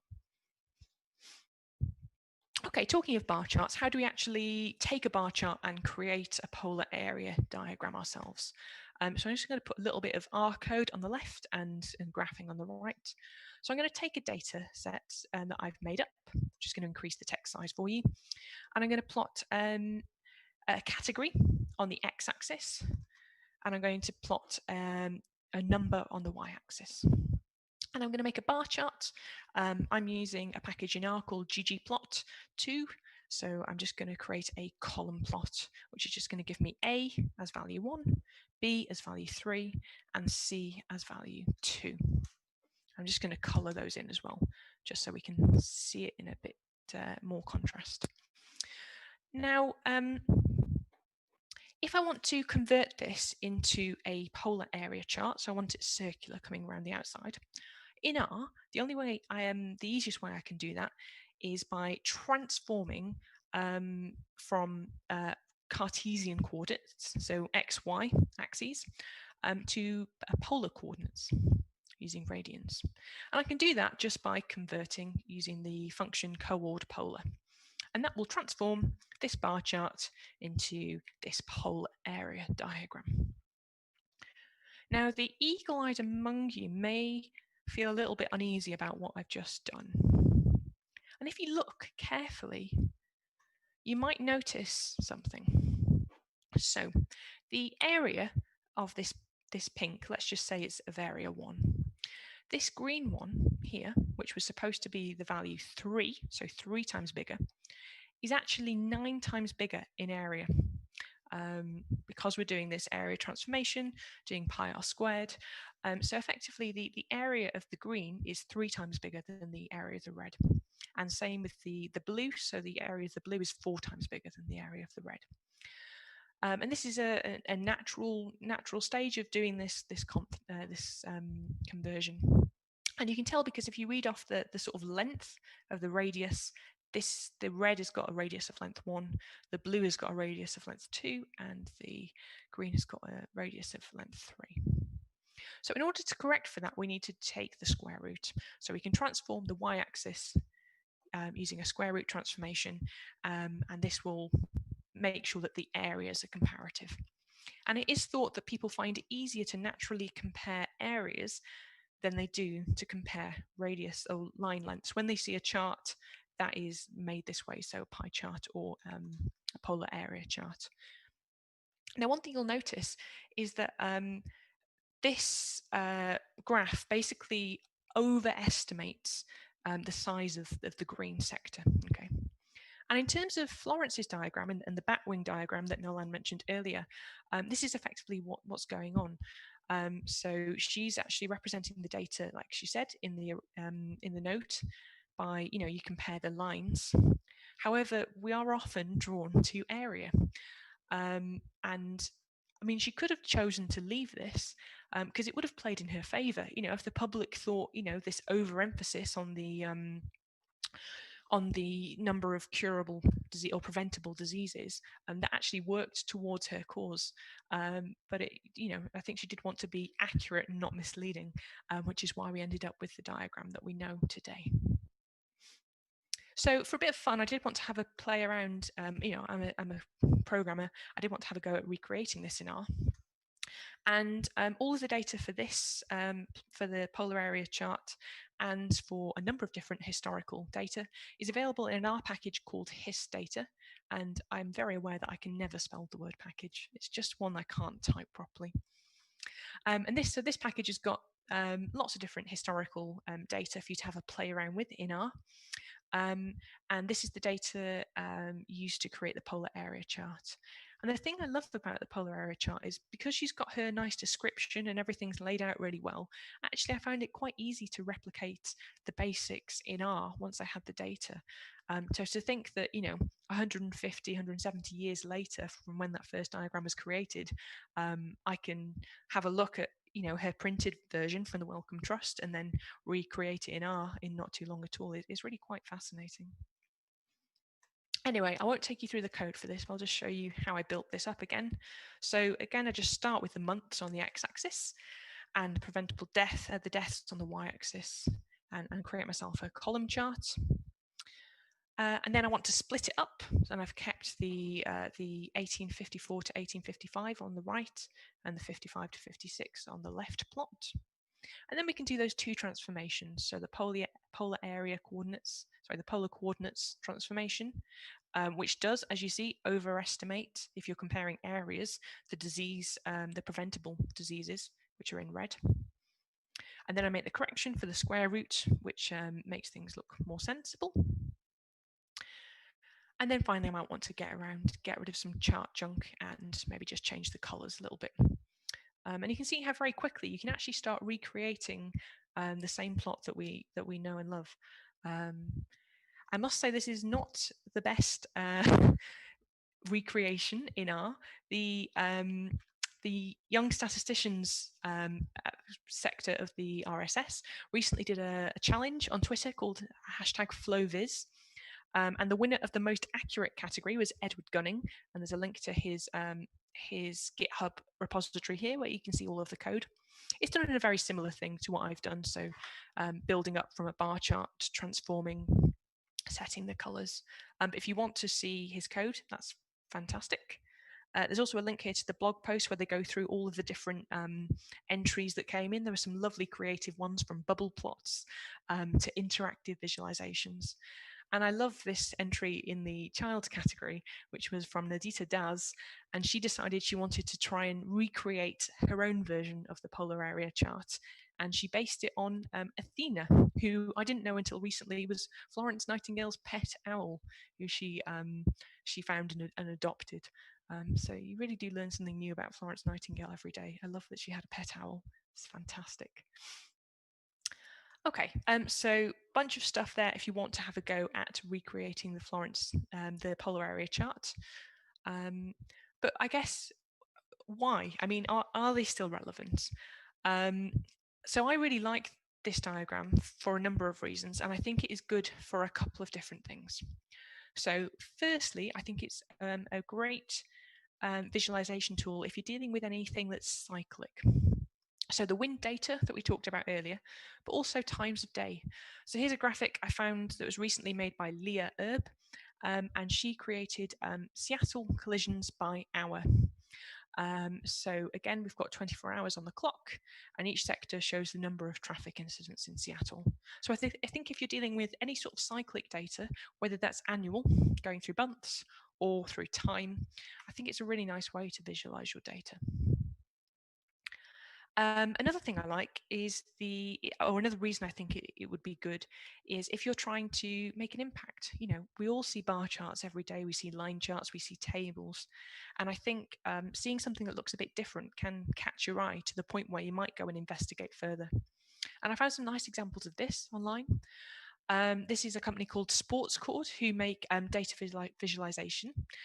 So they sell posters and such related to sports data that's been visualized. And this is a chart showing all the different English cricketers from 1940 to about 2014 who've scored over 2,000 runs. And another example of just really making an impact, the Deadly Game of Thrones, made by Hannah Nakoska.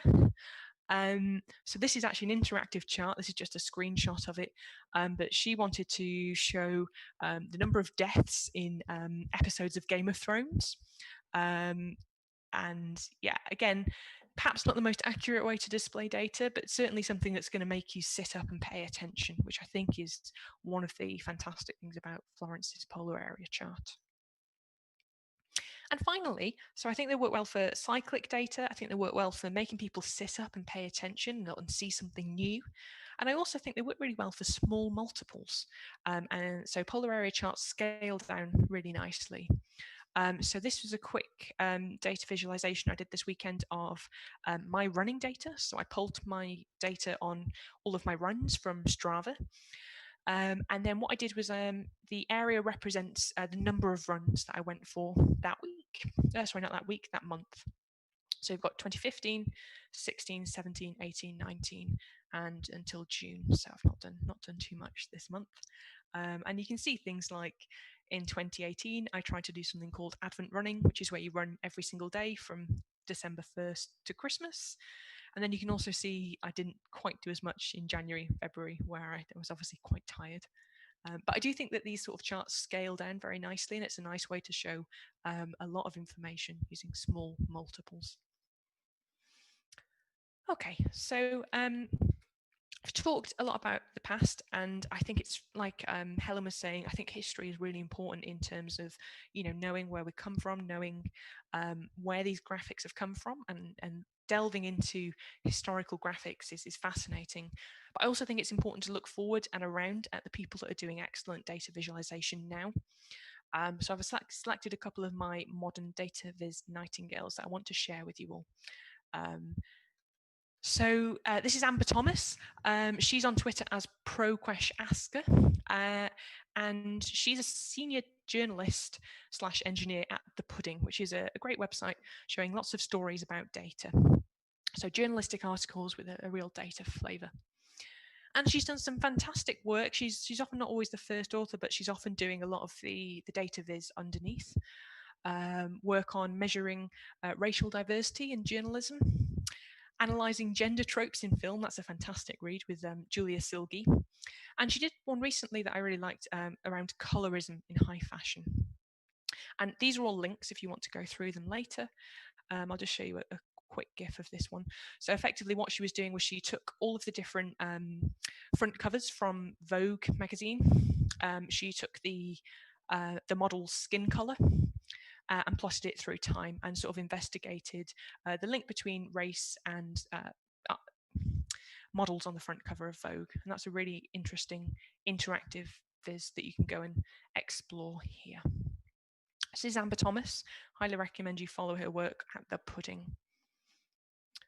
My second modern Nightingale is Amy Cecil.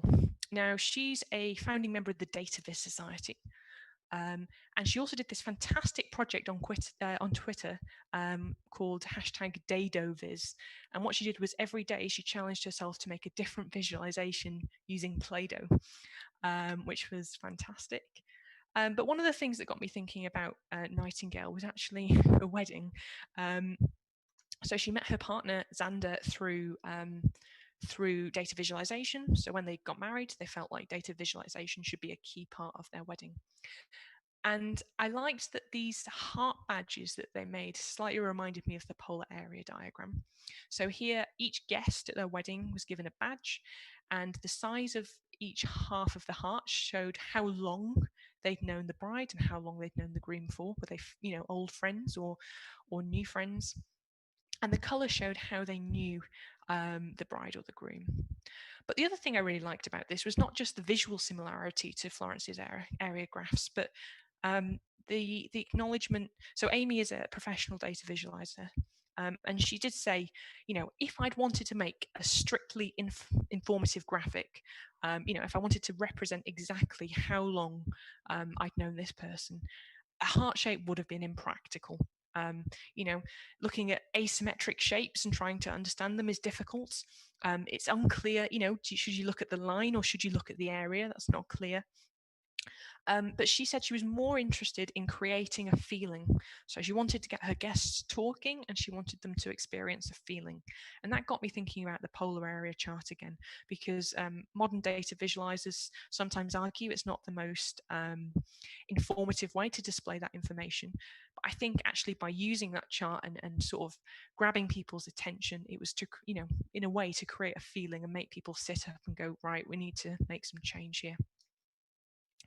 And my final Nightingale, modern data viz Nightingale, is Mona Chalabi. She's at Mona Chalabi on Instagram, which is where she posts most of her data visualizations.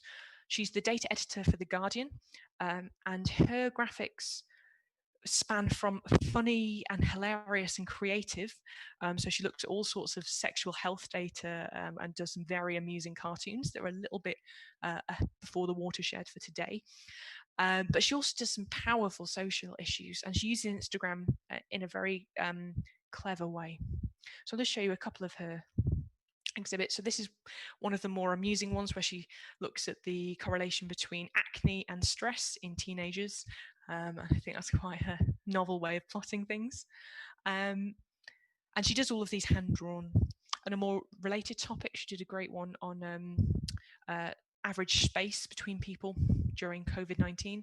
So the bubble represents sort of 2 meters, and then she shows the average space for people in nursing homes, cruise ships, and then in US prisons. And finally, there's this lovely, well, not lovely, but powerful graphic looking at race in the UK in terms of the criminal justice system. And this is one on Instagram where you would actually have to swipe through, which I think is a great way of telling a story. So you start off following these men, and you see as you go through how the stats stack up against black men compared to white men. And by the time you get to the end, not only do you see the full story, but you also learn that the people you've been following aren't men at all, but they're children aged 10 to 17.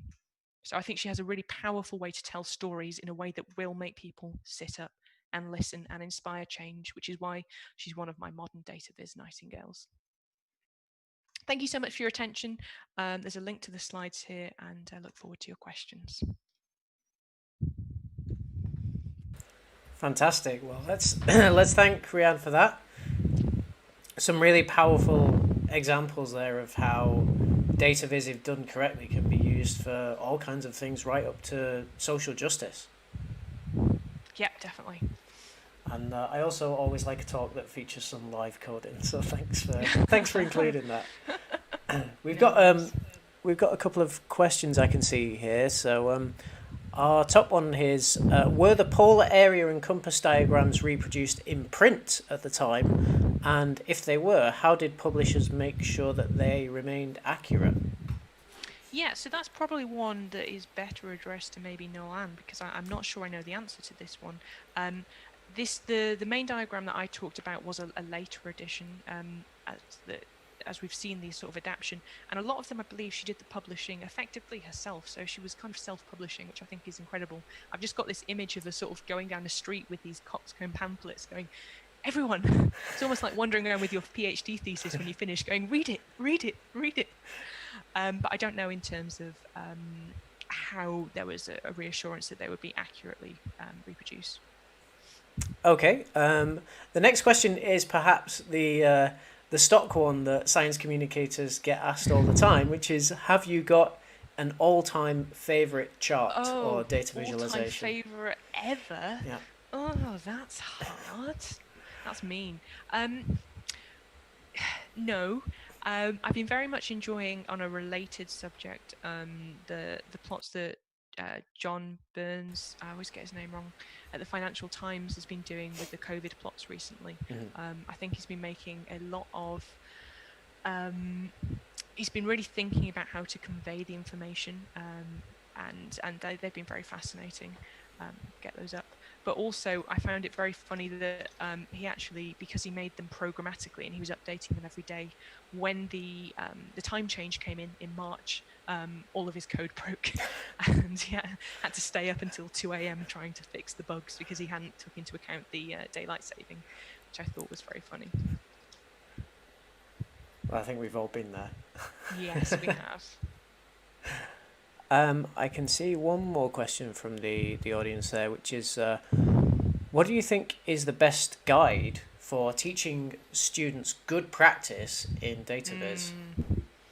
Yeah, so I did a data viz course as part of my statistics undergrad degree, and that was mostly focused on the works of Tufte, and that is an excellent place to start, but it's very, very opinionated.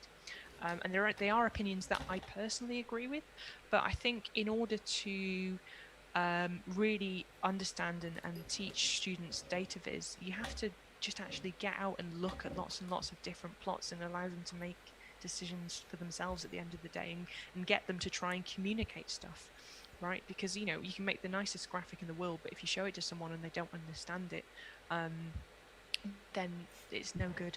So for me, it has to be very reproducible, and that comes from my sort of programming background. It has to be very practical as well. So when you teach, make sure that you're actually making graphics and showing them to people, and understand if their takeaway was what you expected the takeaway to be. So a very practical element, but the Tufte books are a great place to start as well. Okay, fab. Well, let's all thank Rhian again for showing us some fab data visualizations. Thanks very much. And what we'll do now is I'll just pause our stream for just a couple of seconds again, and we'll say a few final words from all of our speakers.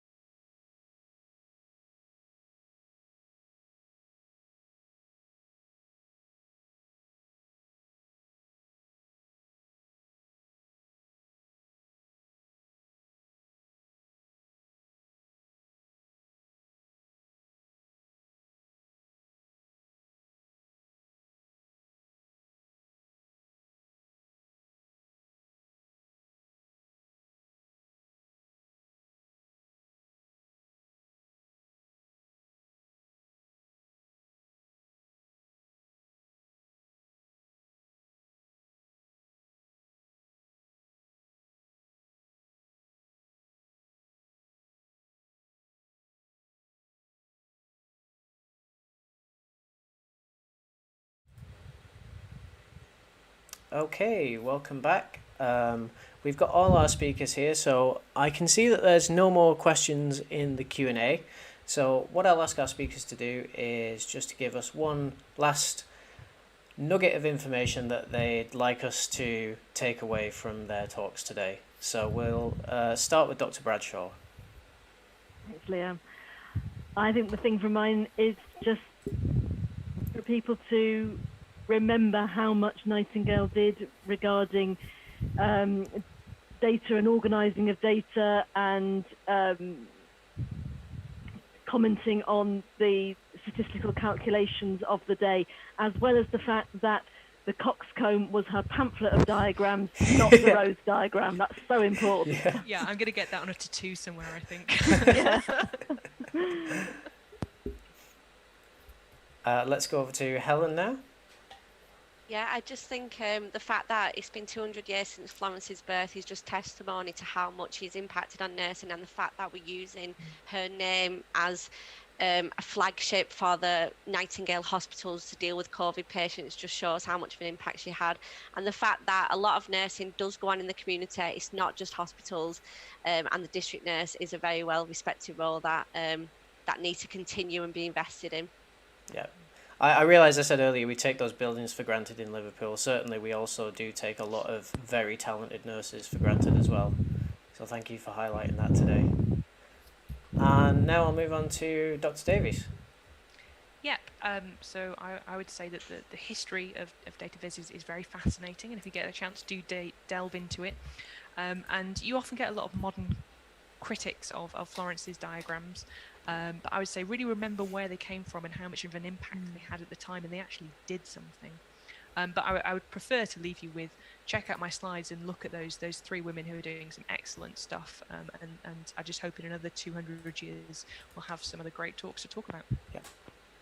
That seems like a good point for me to also say that we'll ask all our speakers to share their slides. We'll probably distribute them either on the YouTube page or through our own website. But otherwise, that seems like a good point to wrap up. So I would like to thank all of our speakers once again for taking time out to prepare talks and connecting up to us today. And thank you all for watching as well. I think our view count has been something like just over 200 unique playbacks. So clearly we're reaching very far beyond Merseyside. Many thanks for those who have tuned in from further afield. And we'd love to welcome you to one of our meetings again soon, whether that's online or in person. So thank you again to our speakers, and take care. Cheers, Liam. Thanks, Liam. Thank you. Bye, everyone.